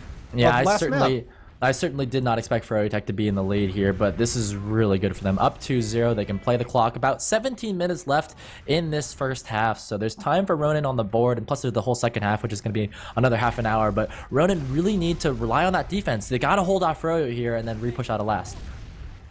Yeah, and I don't know if they're going to be able to hold them off. froyotech has been looking very good on these last pushes. Quite the opposite of the last match. And here comes Patty trying to make a play. But the back gap from Clockwork. As Patty goes for that push, Clockwork sneaks in the bottom right, gets cat time on point, and froyotech just did not see that, or sorry, Ronin did not see that one coming. That's going to be the 3-0 victory there for froyotech in that first half, and that was an incredible round by them. They just sent Patty in while Clockwork just capped the point that distracted everyone. I didn't even see it happen. I can see through walls. We all can see through walls except for them. And he's still snuck behind. That is a very cheeky play and very tilting for Ronin. They just got back capped. They got front capped. It happened right in front of their faces. You know, I'm so surprised that happened because that's the second time they've done that play, and the last time that happened, Mela held off Clockwork. This time, I guess they just weren't looking at the point. Like, Clockwork snuck in right underneath Mela's eyes there, and that's a 3-0 lead. They're not even going to stop here at halftime. They're just going to ready up and go for it. Ronin, maybe they're tilted here. They're down 3 rounds, and they're just not even pausing. That insta-ready, not even like regrouping and talking about, let's go. Here comes the second half. We got Banny high-flying on the right side train. And it looks like they're kind of playing this mid a little bit slower as Patty goes down early on this mid. Ronin is looking very dominant in their positioning, but Clockwork, here's the Clockwork factor. He's doing a lot of damage to Badonsky, and he backs off and just giving his team so much space to win this mid here. Banny's on to 4-4. Can he hit the 2 rockets? He hits 1. 4-4 just barely goes down, and Banny makes the play for his team. That is outrageous. I can't believe Banny's even allowed to do that. Just jumping around, staying alive, and still getting the kill on the 4-4. Meanwhile, Clockwork, defensively strong. And you called it, Kurt. Like, Clockwork is just having a ball here on this map. He's been so good. It's really great for froyotech here as they're potentially going to get a 4th round. 100% Uber advantage for Ninja Nick. Should be able to easily take 2nd point. Yeah, and if Shrugger just straight up dies here, he's in a really precarious position. He's trying to make a play for his team, but he might just straight up die in the process. He's still alive. He does finally go down. No one on froyotech is capping just yet, and Banny does go down. So that was a good trade for Ronin. That might be what they need to defend this last point. They do have a decent forward hold, but they don't have Uber. But froyotech got to move quickly. They got to move here because they got that 50% advantage. They do not want to allow RONIN to get this Uber. RONIN are going for this forward hold. This is the right call by them, trying to slow down the combo of froyotech and buy time for 404 to get his Uber in time for last. He's 75%, just 10 seconds away from getting it, and they are going to even things out. So good call there by RONIN. Nice forward hold, but they are down just a bunch of rounds, and this is still a comfortable position for froyotech. This is exactly what I like to see out of froyotech, just pulling out the sniper. Even if they botch this push, I just want to see truktruk playing a lot of sniper. Slow the game down. They could just straight up slow the game down and just time this out if you just have truktruk hitting his shots, which he has been doing in this series so far. And here he is on sniper, looking down main, just waiting for a pick, and he doesn't look at Shrugger. He just barely misses him. He's getting kind of aggressive. I don't know if I agree with this. They don't really need to win this round. They just need to slow the game down, Slin. Well, you know, they got plenty of time here. They're just going to chill. truktruk peeks top left. Yomp's just standing still. I don't know what he's doing, but he gets picked off there by truktruk. So here's the start of it. froyotech trying to move off that one man, and Banny goes for the top right, pushes Mela back into spawn there, hitting decent damage on him as well. Free State sneaks in bottom right, takes the 1 versus 1 versus Shrugger. Banny in to help him out, gets the kill, but can they get the point? Ninja Nick has popped his Uber off, and Banny's trying for frags. Yeah, and truktruk is just holding down that main area. Everybody's afraid to peek. In fact, 4-4 forces to get Banny down that main area. He wants the back cap. Can Yomps hold it off? Air shot by Banny as truktruk hits the headshot on the other side. Ninja Nick, Uber saw out to kill Badonsky, and froyotech have the number advantage. They just need to get into last here and put time on the point, but RONIN's respawners are going to be able to hold that off just barely. froyotech almost got away with it. Oh my god, Patty almost got away with another back cap, and truktruk is still looking down this main area. Might be throwing too many bodies at this last point, but Jesus, this is so ridiculous. I cannot believe RONIN was able to defend that. Mela actually had like 1 health running back into his spawn and lived, and truktruk still hitting those shots. He's so good on sniper. Banny able to escape with a sliver of health here. RONIN trying for this cap as Patty pushes through the drop down uncontested. He's forcing RONIN to back out. Patty getting on the last point. Can he get this? No. Wait, Rando did, but oh my god, how was he able to cap that? Rando and Badonsky were there, but he just straight up shot the ground twice and got the round for his team. This is Froyo's map. I thought we knew what we were talking about at the beginning of the game. This is Froyo's map. This is not RONIN's map. This is Froyo's map. It's the persistence. Nothing. They just keep throwing players at that last point. They desperately want that back cap, and they're getting it too. I can't believe they are getting away with this, but they're up 4 rounds. RONIN need to come up with a mid-win here. Yeah, and Banny's getting super aggressive onto Rano in that shithouse area, actually, as 2 of his teammates die in the process, and truktruk again is trying to make a play. Yomp's just stumping him, and I don't know if froyotech knows Patty is behind. He's trying to make a play onto 4-4. He shoots 2 rockets at him and doesn't hit either. And a win from RONIN. This is exactly what they need if they actually want to pull this this map back. Yeah, RONIN going back to what they're comfortable with, playing that double scout medic, and it's a really great combination because the scouts are so easy to heal up to max health. RONIN come with the victory there. truktruk on sniper, and he's been on fire in sniper in this map, and Badlands is the one map like in this rotation where you get this really long sight line all the way down to choke. So it's gonna force RONIN to do a push off of the drop down side. Rando leading the way. Patty spots it out though. Yeah, and it also slows down the game. They might be getting a little over-aggressive in this flank area. Actually, if they can get into a lobby for free, this might be very good for him. truktruk does go down, and Fatty is getting onto 4-4. 4-4 surfs away nicely, and it looks like they're going to be able to take this Spire for free. Yeah, and a great pick there by Rando onto Muma means there's going to be no trap there at last. Even Ubers, but with Muma being down, that's going to force the Uber here for RONIN into last. Ninja Nick pops his off as well as Rando gets a second kill onto Patty, and he holds that top right ground. Banny drops down and takes down Rando. Mela wants the point though, and he's going to get the point. Finally, a round on the board here for RONIN. They're not going down without a fight. Great play from every single player on RONIN, especially Rando and Mela taking either side of that upper area on last, just spamming the point down and winning that push for their team. So is RONIN going to be able to come back here? This is a tall order. They do get a round on the board, but it is still 4-1 heading into this third mid of the second half. Ronin gonna go for the same mid once again through the closet. Banny jumps in to try and hold him off, pushes 4-4 back as Rando collapses onto Banny, misses the shot, and Banny stays alive. froyotech control of the point and a lot of capture time there, but they're putting pressure on Here he comes. All the froyotech players are in the red. Oh my god. Mela did a trick shot to kill himself there, and it looks like his team is still going to be able to win this mid as Ninja Nick is actually caught out. Now Ronin going back to what they're comfortable with, balling up around 404 and keeping him alive. They kill Ninja Nick, they kill Free State, or Ninja Nick goes for the kill bind, and Ronin get themselves the second mid win. And this is exactly what Ronin needs to be doing if they want to win this map and close out this game, because they need these mid wins. They can just roll it into last. The large Uber advantage plays into their favor so nicely. Yeah, while froyotech had good positioning on that fight, they were just in the red for the most of it. Like you said, they just balled up and won that, and this could turn around for Ronin. They might be able to take this map if they keep playing like this. They are definitely making the adjustments necessary to win this map.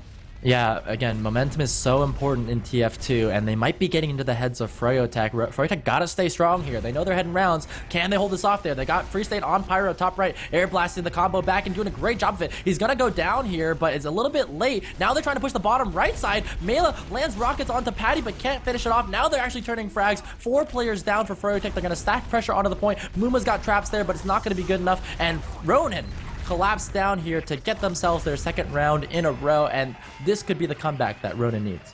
Yeah, they instead of balling up on these last pushes, they kind of just spread out and take over every area of this last point, just kind of wrapping froyotech at that last point and just taking over every area of it and just winning with spam. Yeah, if you're froyotech, you gotta stay strong here. You know you got that 2-round advantage. And get back into this. Banny hitting early rockets on a Shrugger, pushes him back into the house and gives froyotech a positional advantage. Banny again going high ground, but gets denied this time by Shrugger. Clockwork getting a kill on a Rando. This is looking really good for froyotech. They're gonna corner Yomps over by their own choke and give themselves the number advantage. Yomps and now is still alive and fragging. He gets a frag onto Clockwork and does a lot of damage to Muma, pushing him out into that valley area, but somehow, some way, froyotech is winning this mid. I think they just made the call to back off because they assumed Yomps would die, but he lived. Yeah, that mid was won there off the back of Banny, hitting early damage and then getting some kills there. And now he's actually pushing in with the Uber, trying to exchange 4-4, milking away though. Pops a better one onto Mela and Badonsky, and they're chasing their way through choke. Yomps meanwhile gonna finish Banny off, and they get Ninja Nick at the choke. This is clutch here for Ronin, killing the combo of froyotech, and now they're just gonna try and hold off the house. Yeah, and Patty getting aggressive on that flank with Rando. Ronin Mela trades with Patty, and it looks like Ronin is going to steamroll through as Free State, not Clockwork. Free State makes a huge play onto 4-4, giving his team the uber advantage in the clutch play that they absolutely needed in this situation. Yeah, clutch is definitely the way to define that play there, because you don't expect those kinds of plays out of a not Clockwork or not Banny, but Free State coming up big there for froyotech and keeping them in this round. Ninja Nick is the one with the uber advantage now, and froyotech with a potential to close this map out. 5-2 maybe here as they're shoving their way through house, getting the kill on the Mela. Badonsky pretty low here as well, and Banny gonna come in for the follow-up bomb. Yeah, Banny and Clockwork just making so much space for their team here as Shrugger is getting super aggressive in the choke, doing almost no damage as froyotech is taking a page of the Ronin handbook and balling up and just mulching the aggression from Ronin. Well, I really like what I'm seeing out of Patty here too, shoving that flank out and holding back the combo so that Ronin can't play that ball style. They're just keeping them separated, and froyotech are getting those kills. Now they're pushing forward with 30% advantage, and Patty turns the frag onto Yas. Patty on fire right now as Banny wants to make his way through shuttered door. Badonsky cannot hold this off any longer. The Spire is going to go down for froyotech, and this is the moment here for froyotech. Deep right now. Is this going to be another back cap? What? Oh, if he hit 2 of those stickies, he would have been able to back cap there, but he does go down to Badonsky's awareness and sticky trap, and Shrugger is in deep on Muma and gets taken down by Banny as Banny jumps 4-4 pops just in time, and it looks like they're gonna go for last. Free State running his way through main, onto the point. Rando's jumping in there to try and block that, but that's gonna be the second map. froyotech win it 5-2, and man, it was looking dicey there those last couple of rounds, but froyotech kept their resolve, and they close out the second map, bringing us to a third map here, Kurt. That was what I exciting. wanted to see, man. And froyotech doing exactly what Ronin did to them last round, just pulling them out and then slamming them post Uber. That's what TF2 is made of. That's exactly what you have to do if Ubers are relatively even. get that post Uber fight and ball up and take them down. And the back caps on this map proved to be very frequent and very promising for froyotech. They won this map with relative ease, I'd say, Slin.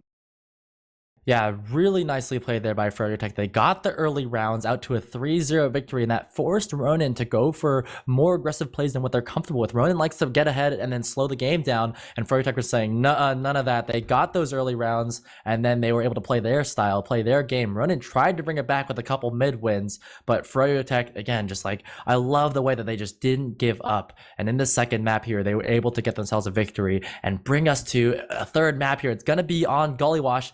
Really excited for that. Marblr, we should get ready for a break here. We should take a 5-minute break here as we head into the third map. It's going to be Gullywash. froyotech versus RONIN. 1-1 is the score. The winner of this will head into the grand finals. The loser goes to the losers finals to face off against the winner of EVL versus Street Hoops. You're not going to want to miss this third map. We'll be right back. Get your popcorn ready.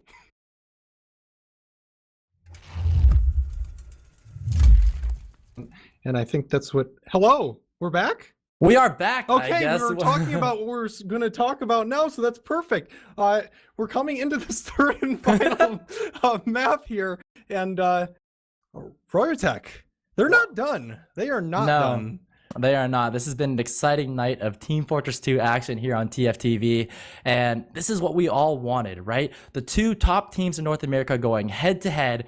RONIN, the defending champions, up against froyotech, a 2-time world champion team. A new roster for them, but it is super close. We thought that RONIN were going to sweep through the second map, but it was a 5-1 victory for RONIN on Granary, and then froyotech, a 5-2 victory on Badlands. A lot of the froyotech fans have got to be going off right now. Yeah, that was an incredible display. You were talking about players like Patty and Free State needing to step up, and that's exactly what they did. Clockwork and Banny did what they needed to do to win, but Patty and Free State just making plays left and right throughout that match, especially Patty just getting in very aggressive, getting some early picks for his team, allowing for his team to just roll right through that map. That map ended in a blink of an eye. I never would have thought it would have ended like that, especially in froyotech's favor. Yeah, and froyotech kept the momentum rolling. They got those first couple wins on the board, and then like they were up 3-0, and then next it was 4-0, and you're like, wow, like where was this froyotech in the first map? Like they came out of nowhere, and I think like all the players on froyotech stepped up, and they also started playing more like a team rather than relying on Banny or Clockwork to open up plays. You saw like Free State making plays and Patty making plays, and there were backhalves, and RONIN just couldn't seem to get a hold of froyotech. They were all over the place, and this is the froyotech that you want to be seeing if you want to see them go over to the grand finals. Yeah, for sure. And this is an interesting map to wrap it all up, because it's kind of like a hybrid of the last two maps we played. It's not too open, it's not too choke pointy. It has a little bit of both. How do you think it's going to play out here on Gullywash? This is another slow map here, and it's different from Badlands. Like Badlands is a very fast map in comparison to this one. It's more similar along the lines of like Granary, which was a slower map. So if you're gonna go with like, okay, RONIN wins the slow maps and froyotech wins the fast maps, then maybe this will favor RONIN because they like these slow maps, right? But you know, it just seemed like whichever team got out to more mid victories was the one that was the winner. I think like when you look back to Granary, froyotech were winning a lot of mids, right? And you look back to Badlands and froyotech were winning a lot of mids. I think the difference between the two maps was that froyotech's offense just wasn't as good on Granary. Their offense on Badlands was stellar. Yeah, that's actually an incredibly good point. And this map can be slowed down, unlike kind of Badlands can't be slowed down nearly as much. So it might play towards RONIN's hands, even if they are losing these mids here. Slin, I think Froyo still needs to win the mids. Like they are not very good on their back foot, I don't think. Absolutely need to win the mids for sure. Again, this is another open map, so I think that scouts like Clockwork and Freestyle are gonna have a good time. I think that, you know, Shrugger and Yumps are gonna have a good time. This is a great soldier map too. Like this is good for everybody. This is a great map to end this series on. It's 1-1, and again, the two top teams in North America going head to head. A lot of these guys expecting to see both of these teams go to I-58 to represent North America for the World Championships of TF2. So like this is the final showdown, right? And whichever team wins this will be guaranteed at least second place here in playoffs. Yeah, and they don't have to play any more games until the finals. So the loser is definitely in the hot seat going against EVL or Street Hoops in the lower bracket finals. And I honestly, like, if we were to do a prediction right now, which we probably should, I have no idea. My prediction is I have no idea. What is your prediction, SLIN? I mean, I really thought that RONIN was going to get a 2-0 victory here tonight because they looked so good in the first map, and then the second map I expected that momentum to carry over. froyotech just turning the tables on RONIN, and even when RONIN was bringing it back, getting a couple rounds and starting to look like they're going to make a comeback, froyotech were like, nuh-uh, shut it down and close out the map just the way that you'd want to see them do it. So you can't, like, you just couldn't ask for a better night of TF2, and I'm really excited to see this match. I don't know who's going to win either, Kurt, but I'm probably going to give it to RONIN just because they're the incumbents. I think I don't know is the best prediction you possibly can make, but why do you think, you just said you think RONIN's going to win it? Why do you think that? I think that the defending champions, they had the better record throughout the regular season. They were 15-1 versus froyotech going 13-3. Now, granted, one of those losses for froyotech was a forfeit loss, so maybe you call it like 14-2. But you know, I think that RONIN just they've been playing a solid game throughout 2 seasons, and I think that, you know, it could have been that Badlands was a fluke. I think that, like, we saw RONIN defeat froyotech in their match back on week 7. And again, this is a slower map, so this probably favors RONIN in my book. But again, it's going to come down to the mid wins. Yeah, and I think if Froyo can keep the tempo up, keep the ball rolling, so to speak, just push right through with their advantages, they can roll and win. That's exactly what they did on Badlands, and then exactly what they need to do on this map. This map, like you said, does play towards more stalematey playstyles, but it's not nearly as stalematey or easy to hold as Granary. So we're heading into the first mid here. Well, it's all going to come down to their mentality. We know that both teams have a tremendous amount of talent. Both teams are very capable of pulling out the win tonight. Who's going to have the stronger resolve? Who's mentally more ahead? We'll see who wins this arm wrestling battle here as we get into this first middle of the final map. The winner of this one is very important here. So it looks like Muma is out to going to go choke, and so is Badonsky. Yeah, he doesn't actually have scout help, so he might get overrun by someone, but he gets scout help late in the mid as Patty goes down early, trading with Mela. So both roamers are down.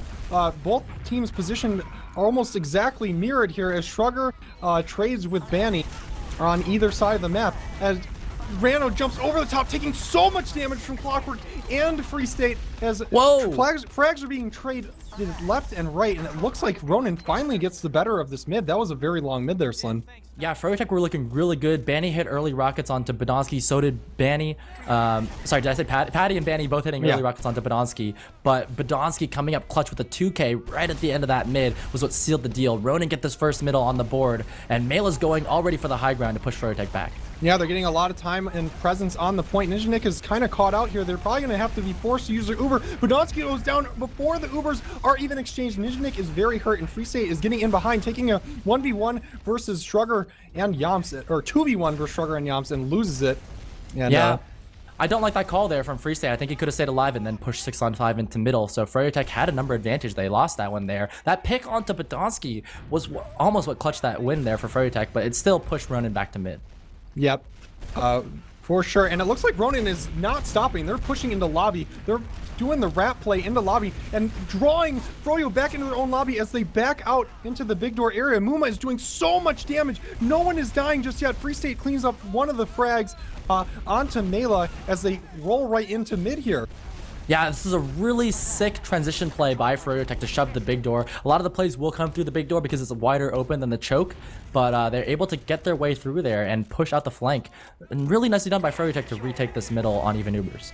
Yeah, Badonsky with a pretty good sticky trap at choke, but that's not where froyotech is going. They're doing the exact thing that RONIN just did a few seconds ago, but it seems to be more successful as they are 2v1ing Mela in the lobby area. As it is happening, Benny is taking a lot of pressure from Badonsky and Rando. Mela and Patty somehow sink their own deaths as Ninjanik dies to Rando's rocket. Yeah, first it was Mela winning the 1 versus 2 and killing both players of froyotech, and then it was Rando to seal the deal on the medic. Now RONIN just playing tight together with the heals. There is Free State behind them, but he cannot get the back half off in time, and RONIN's taking middle right back, and this first round is so heavily contested, neither team is giving it up. Yeah, Yam's just scouting out Free State in that drop-down area, and Free State shouldn't be able to turn a frag here, but he's not dead just yet. As I say that, he does go down, and RONIN finds himself with a huge Uber advantage. Just, they're choosing to go choke instead of the flank route, which seems to be a good idea. I like this. Both of the soldiers for froyotech are stacked on the high ground trying to force 404, but 404 is playing really far out, so there's no chance of him getting forced. RONIN are going to walk it in for free here, not use Uber, and froyotech have no threat onto 404.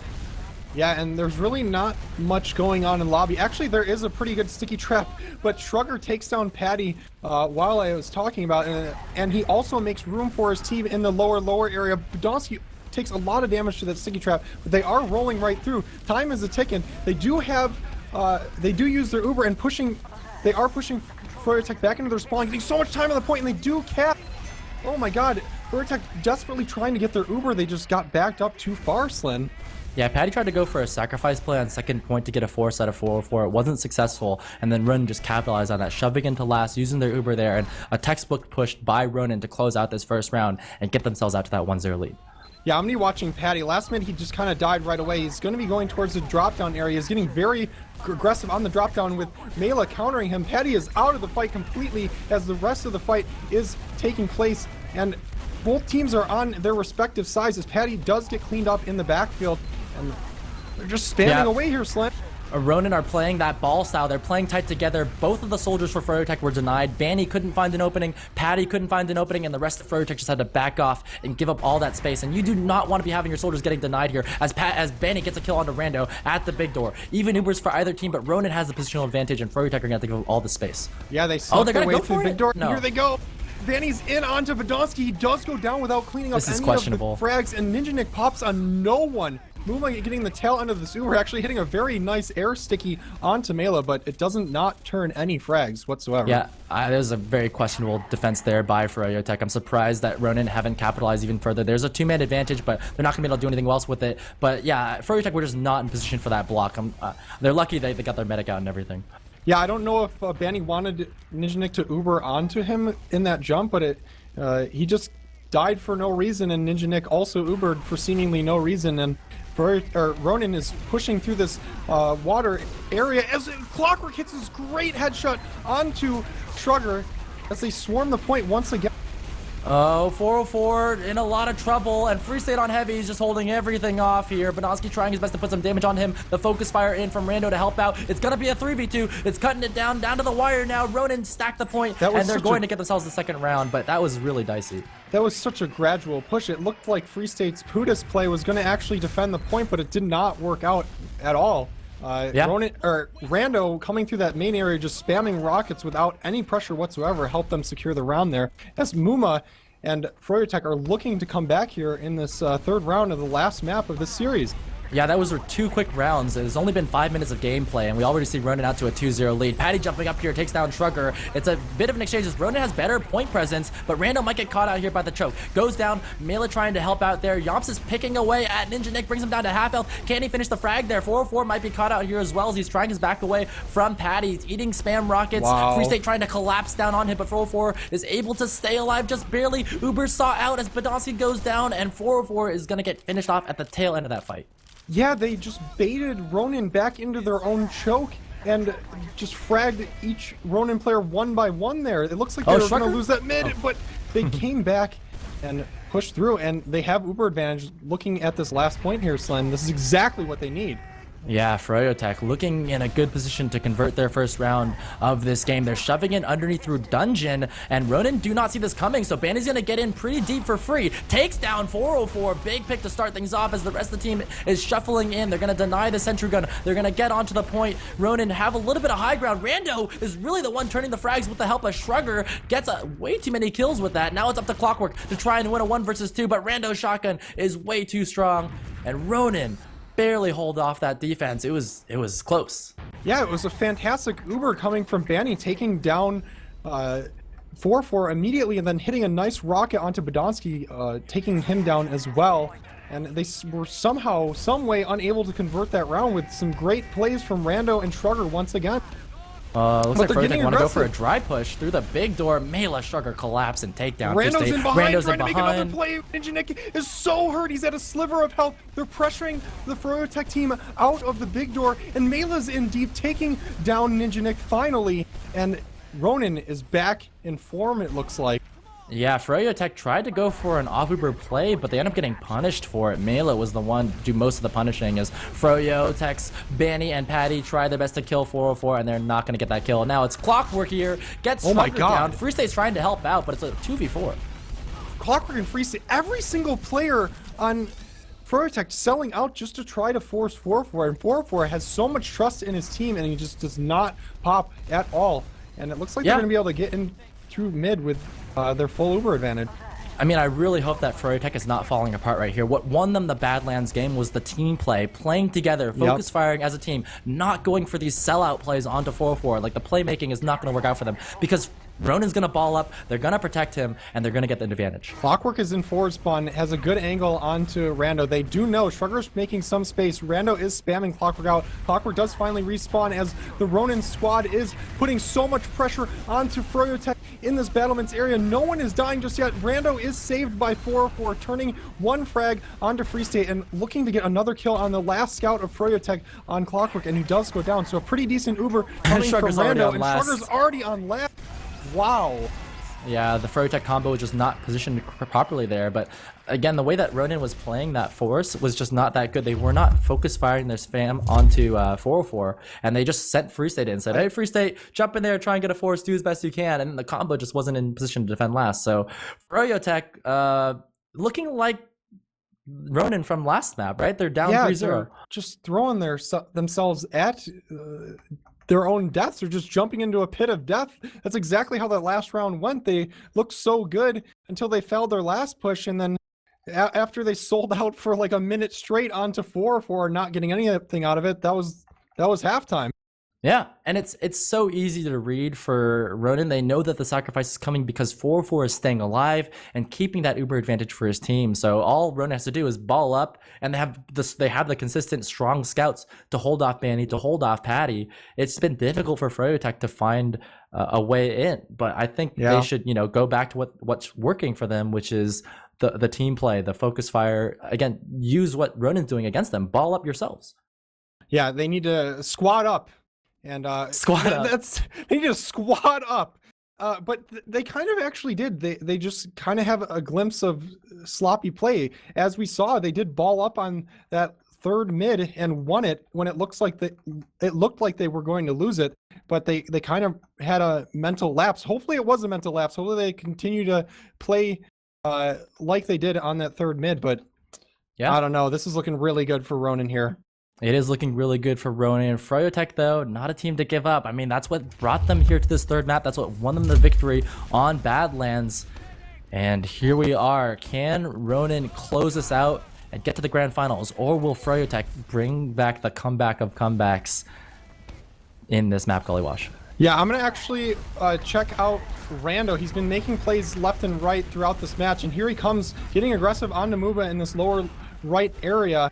And nothing's really turning over for him, so I'm going to look up above, and it looks like Froyo is just mulching Ronin on their own side of the map. Patty getting himself a 3K on this middle. He came up the drop down and went huge. Shrugger, the only player alive for his team there, and he's going to go down. froyotech get themselves a mid victory and wipe the opponents, and that's all, off of their team play. Yeah, they, like we were mentioning, they balled up, and Muma actually takes down the sentry gun that Yamps is making, keeping that sentry gun from happening. Actually, he immediately switches to heavy and goes into the secret area as Ninja Nick pops onto Muma. Yeah, he gets the kill onto Badonsky there. Uber is forced now for froyotech. They're just going to focus fire the last couple kills. froyotech out to a decent number lead, but they can't deal with this heavy. Mela's air shot. It gets the kill. Yamps just hiding in that secret area was just too much for them to deal with. They just sold out onto the point too early, I believe. They didn't turn too many frags before they started trying to cap the point, and that was their demise. And Clockwork might be getting overextended here as Rando is doing a lot of damage. Clockwork actually gets killed by 404 in the lobby. They need to regroup. I don't want to see I want to see them regroup and not play too aggressive here and lose too much ground. For sure, but Ronin, you know, you got to give a hand to them for the defense, keeping that heavy alive, and now they get their second point back, 40% advantage for them. They're going to walk through the choke, Truktruk clearing off this trap here, and Yomps is already clearing space from underneath. Yeah, he's in deep, and he actually takes down Patty with the help of Mela. Mela making some space as Truktruk is trying to deny him. And in fact, Truktruk is going to get caught out once again. And look at Ronin. They're all just balled up. They cannot be defeated, especially when they have this Uber. They're going right in. Truktruk gets dropped by 4-4, but Ubers are exchanged. I think this might actually favor Banny just a little bit if they can get through this choke area, but no, it's not going to. Well, meanwhile, Ronin coming in with the repush. Snuck himself through on the flank, trying to create a distraction, but there's a bit of a scuffle here at the choke, and froyotech are getting the better end of it. The number advantage, the focus fire by them, shutting down Ronin at the choke. They're gonna clean up Adonsky, and that's gonna be a wipe out of Ronin. Now Shrugger, the respawner, back in to try and get some kills. He does get Muma, but not gonna be good enough. Froyotech, good defense by them. Yeah, the saving grace to that fight was Shrugger getting Muma, but it's really looking good for froyotech here as they are pushing through choke. They are balling up. This is exactly what they need to do. Is Ronin was caught spread out trying to wrap froyotech on that last exchange, and Patty just putting so much pressure onto Rando in that lobby area, giving his team the cap for free without any threat of a sniper or a bomb from Mela. Well, if there's any chance for froyotech to get themselves back into this match, this is the opportunity right now here. They're down 3 rounds, but this is a perfectly good opportunity for them to convert one as they're up 40% advantage. The gun's on the left side. Let's see if they spot it out. It's actually, they do see it, but it's pushing them away. It's still alive. Shrugger's keeping that sentry gun at level 2 and full health, and that was a great play by Shrugger, keeping his sentry gun alive and pushing the froyotech squad back. And 4-4 does not have his Uber just yet. Banny getting aggressive, but Mela air shots him out of the server, and 4-4 should be able to get his Uber. He's at 90%, 97%, and he dies to a roller from Muma. I think that was a roller. It might have been a direct. So great play from Muma as Ninja Nick escapes with his life here. Yeah, we've seen froyotech go for this play before where they bomb the medic while also putting cap time on the point, but Yomps was there as a heavy to stop that from happening. They did lose 4-4 to a roller, but Ronin are able to hold on their defense, get back control of second point. Ninja Nick, though, still keeping that Uber advantage spawning earlier, so they still have a chance to turn this round. Yeah, they do, and if Ronin gets a little too aggressive here, it might be their demise here, but it looks like they're trading frags every which way. I don't like Ronin's positioning. Banny is in such good position, but Ninja Nick is also getting caught out. Oh my god. Yeah, yes. Free State, the absolute madman there, getting a 2K and then holding off the bomber and keeping Ninja Nick alive. Great play by him. froyotech are able to get back fourth, and they have the number advantage. They got 4-4 down a second time, and Ninja Nick has a very convincing Uber advantage. Now, these respawners from Ronin need to set up quickly if they want any chance to defend this, but they don't have an engineer up. They're going to try and go for a lobby force, but froyotech are rotating around that. Yeah, froyotech actually has a little bit of time to think about their push to spot out the sentry. They do have a huge advantage to do that, so hopefully for their sake, they can actually take down the sentry gun with the very first part of their Uber. And here they come. Muma doesn't even see it. It's actually not going down just yet. Muma does finally get it, but they're not getting any other frags. Shrugger's jumping around as heavy, and they are getting a lot of time on point. Mela's desperately trying to defend it, and he takes down both scouts. They are just selling out for this point. They're just not turning frags before capping the point here, Slin. They had the right idea this time. Last time they went for a double soldier Uber and got pushed back by the sentry. This time they took in Muma first, so they got the sentry down, and Muma, you saw him shooting at the heavy, but they didn't focus fire. They went for the point instead, like you mentioned, and now froyotech are in a pretty bad situation where they get Muma caught out here at the choke, and Ronin are holding fast on that defense. And they take down Muma and Truktruk again, trying to go for the hero play on that big door, and he goes down as well. So they do have Uber advantage, and they have player advantage coming into the mid here. They should be able to get this for the freest of free mids here. And yeah, this is looking a bit like Granary, that first map, where Ronin's defense was just too much for froyotech to handle. And here we are on second point. Randall gets popped in. There's a sniper. That's Truktruk at the forward spawn, but I don't know if this is going to work out for them. He's actually able to respawn here and come out as a scout. Now putting pressure on a Shrugger, and a lot of hurt players there for Ronin. And froyotech, with the counter Uber, are completely wiping Ronin and keeping all of their players alive. This is so good by them. Yeah, they just balled up. And mulch, it's really what's going on. And Yomps tries doing the drop down jump, but to no avail. Gets spotted out by Muma. Yeah, I mean, it is called Team Fortress 2, right? The team that plays together, that focus fires, that protects their medic and plays the heals. That's the team that's winning these fights. You do see Free State, whoa, my god, punishing Shrugger over at the forward spawn, and this could be a froyotech round again. Yeah, Free State fragging Shrugger in the forward spawn, and they are capping the fourth point with that Uber advantage. This is like a mirror of just a minute ago when they were pushing last, but they do not have a sentry gun up. They do have Yamps in that secret area. Free State goes down before the Ubers is even popped. I want to see them turn some frags before they put pressure on the point, but again, they're just selling up for the point. And here comes Patty. Yam. Patty just got a little bit too far, and the beam drops, and they also lost a player to a Badonsky trap before that push came in. froyotech getting wiped despite a very large Uber advantage. You thought that the third try might be the charm, but RONIN were able to hold that defense, and this last point hold from RONIN is been difficult for RONIN to for froyotech to break. Yeah, they haven't been able to deal with Yamps in that secret area as heavy at all on these pushes. It seems to be they're putting so much pressure on the point. Yamps just pops out and just does a million damage with that huge minigun. And here RONIN is pushing choke with their Uber, and it looks like Yamps and Marblr are making some space. Actually, in fact, Vanny and Free State take down Rando and Yamps, but at the expense of nothing really. I didn't like that play there. He came out of drop down and took a 1 versus 2, and the focus fire from froyotech was really good there. So they have the number advantage, but they know that 4-4 still has Uber. So Muma's peeking from big door. They're trying to spot out where this push is coming from 4-4 because they want to force, and RONIN could do the 5 versus 6 push, but it's a bit risky, and there's no reason for them to risk anything up in rounds here, up 3-0. So RONIN are just going to slow the game down, and froyotech are now up against the clock. Yeah, this is the first time in a while, maybe even the first time in this match where it's kind of Uber v Uber in this choke area. Marblr is actually trying to go in and make a play. He's using all of his rockets on Muma, and he does not turn a frag. And Patty is going in for the counter sack, but he gets spotted out immediately, so he jumps away. Banny and Ninja Nick are looking to go through choke here with their Uber. In fact, they do pop. 4-4 is just milking away, saving Badonsky's life finally, and Banny going in deep behind. Clockwork and Free State chomping at the big. They want to come in through the big door, the big door, but they've rotated over towards the choke, and now Clockwork's there to finish off Rando. So it's gonna be 5-on-5, and Clockwork again still pushing, punished by Shrugger, but Free State's in to try and help out. But Badonsky's super low, and he manages to stay alive and pill down Free State. So RONIN coming out on top with that victory. Yeah, they just baited out the push from froyotech and just mulched him, and Muma gets a great pick onto Badonsky. Usually it's the other way around, so that was a great frag from Muma. It's gonna stall RONIN's push just for a little bit here. Yeah, froyotech want to defend second point. They don't have Uber, but they know that Badonsky's dead. They're gonna be able to shove their way through this shutter door. Patty's behind them over by the rock, and he's trying his best to create a distraction. Does not even know. Marblr's doing so much damage to Patty. Yamps just kind of controlling the point, and it looks like RONIN and froyotech are kind of just squatted up. Ninja Nick is so hurt, he's going to have to get forced here soon. He might get a better Uber since he hasn't popped just yet, but they are in a precarious position with Badonsky just sticking off the point.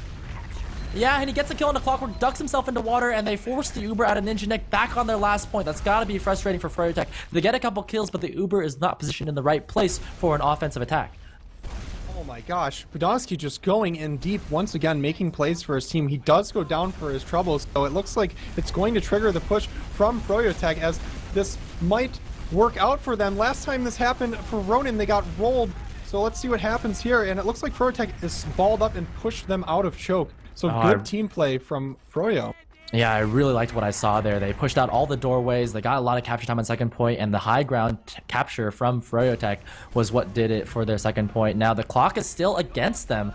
RONIN know this, and they have a slight Uber advantage. They want to go for a push. And here they come, big door, catching Clockwork out, but Clockwork's not dead just yet. He's actually 1v1ing Badonsky for the time being. Badonsky hits a great pipe onto Clockwork. Muma goes down to Shrugger, and this is looking very good for RONIN. They just need to avoid this Froyo Uber, and they do just that. But actually, they trade 2 for 2, so it wasn't too bad for Froyo. Yeah, Patty just narrowly winning a 1 versus 1. 4-4. Free State's actually in on Badonsky, isolating 4-4 in that choke area, and they do clean him up. froyotech getting the best of that exchange. For the first time in a while, the post-Uber fight goes to froyotech. Yeah, really nicely played by them, and the counterplay back and forth. We're seeing this middle point exchange hands. froyotech trying so hard to convert this round. I mean, this is like the upteenth time that they're pushing the 4th point, and actually, Strugger's gonna stop them right there. Clockwork goes down to a body shot. Yeah, and they're still committing. They actually do get the kill on Mela. Both soldiers for... Oh no! Ninja gets meat shot down by Yams, and Yams gets another frag on the Muma. He's still alive. Yeah, he's not done there. He got 2 kills, and he's over to Banny, a 3K. Yeah, really nicely done by Yops. He jumps on top of the nipple, and Bidonski's rotating over to try and help out. They're going to collapse over and get that kill there, and Ronin take back control of mid. And this mid is going back and forth exchanging hands here, Kurt. Yeah, Yams with essentially the 3.5K, getting 3 kills and then baiting Clockwork out to his own death. So, great stuff from Yams, just turning the tides of that fight completely for his team. Yeah.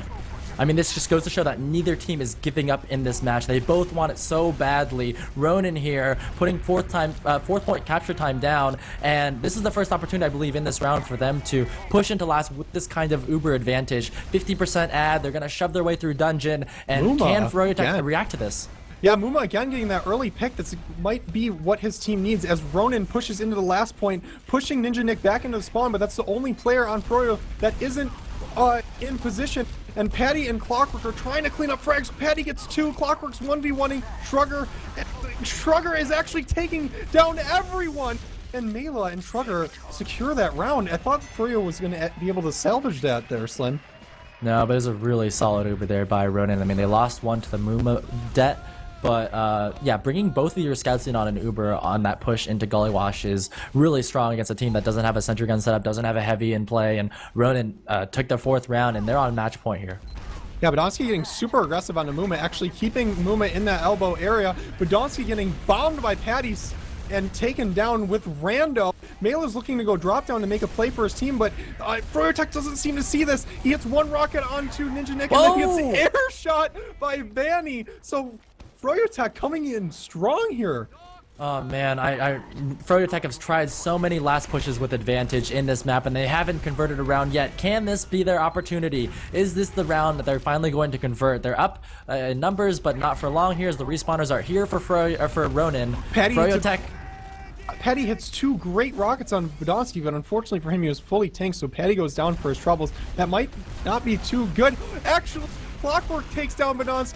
They still haven't popped. They finally do pop. Banny is going in with Ninja Nick. 4-4 with the better Uber. Yops again on that heavy, just putting so much pressure on that Froyo squad, and back out. But Banny's going in for that final play as Free State is trying to clean up this last point. Is he going to be able to do it? 4-4's the only one defending it. Well, Patty's jumping in to try and help him out. Sticky's onto the point here from Muma. Can they get this? Mela up in the air, gets piped down, and Muma, the pipe god 69, takes that first round there for froyotech. They just, it's just like Badlands, right? They're just throwing players at that last point, and they finally convert. It finally worked out for them. They were just selling out on that last point every single round, and they finally get a round on the board. 4-1. froyotech is down, but they're looking strong here as Muma is walking up the enemy side with spamming out Badonsky. This is actually a mirror of what happened last mid, and Badonsky is actually going to get the better of Muma.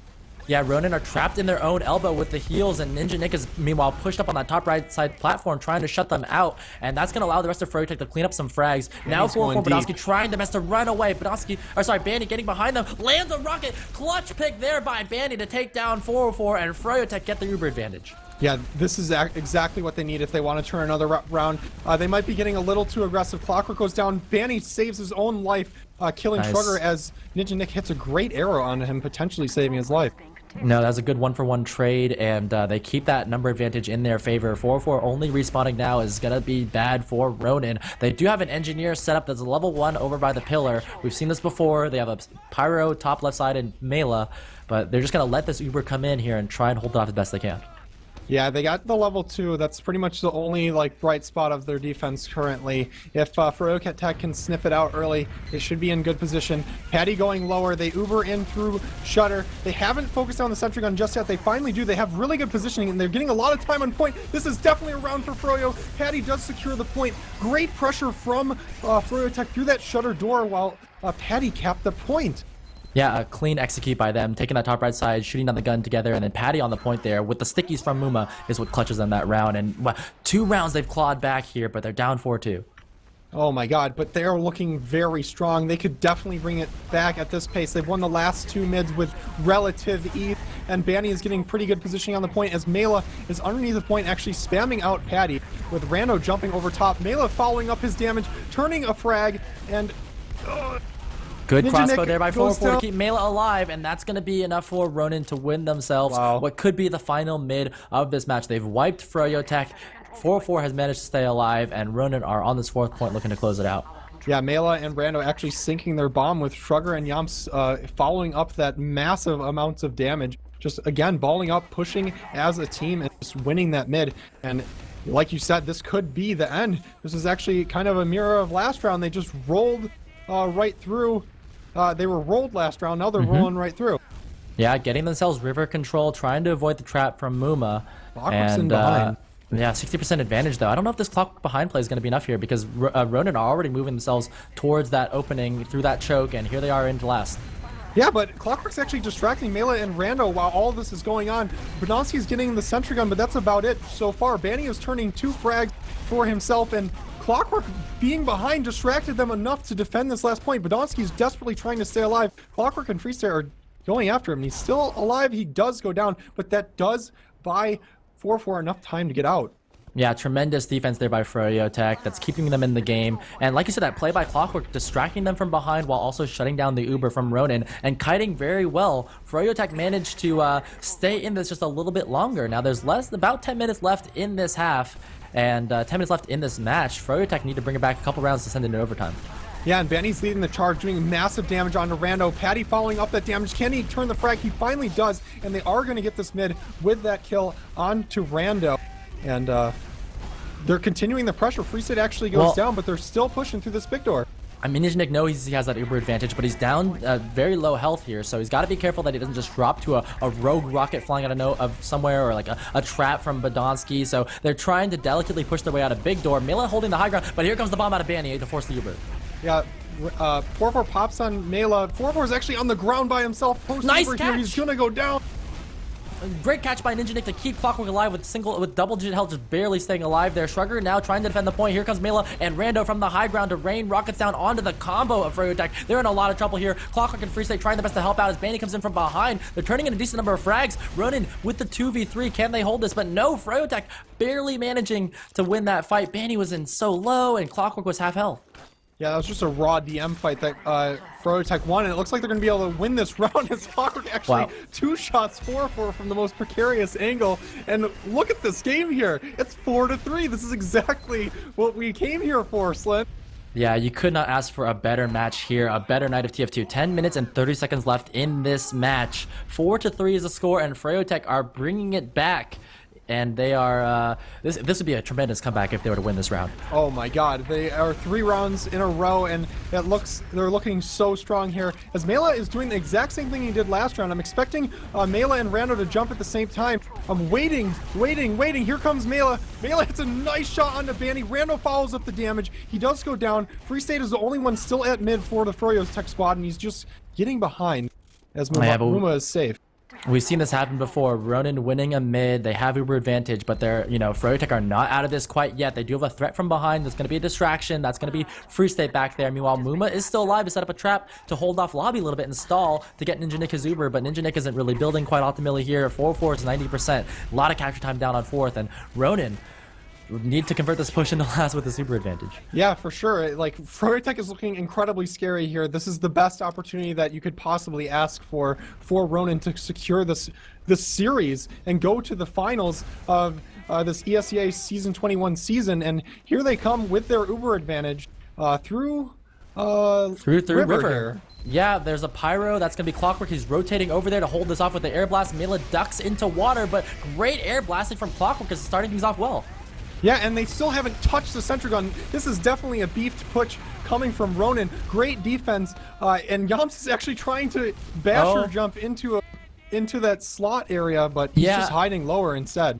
Yeah, Yomps is trapped into last. It's gonna lock down froyotech at the last point because they know that there is still a possible threat here. So Patty's gonna stay on Engineer as the rest of the team begins to retake lobby a little bit. Ninjanic has a very large Uber advantage. They might want to go. Yomps, meanwhile, trying for that back cap on last point. He's gonna edge it a little bit as the soldiers, everyone jumping away from the point. Freestick turns around, but it's not gonna be good enough there. And Yomps is going to win the match for Ronin 5-3, Kurt.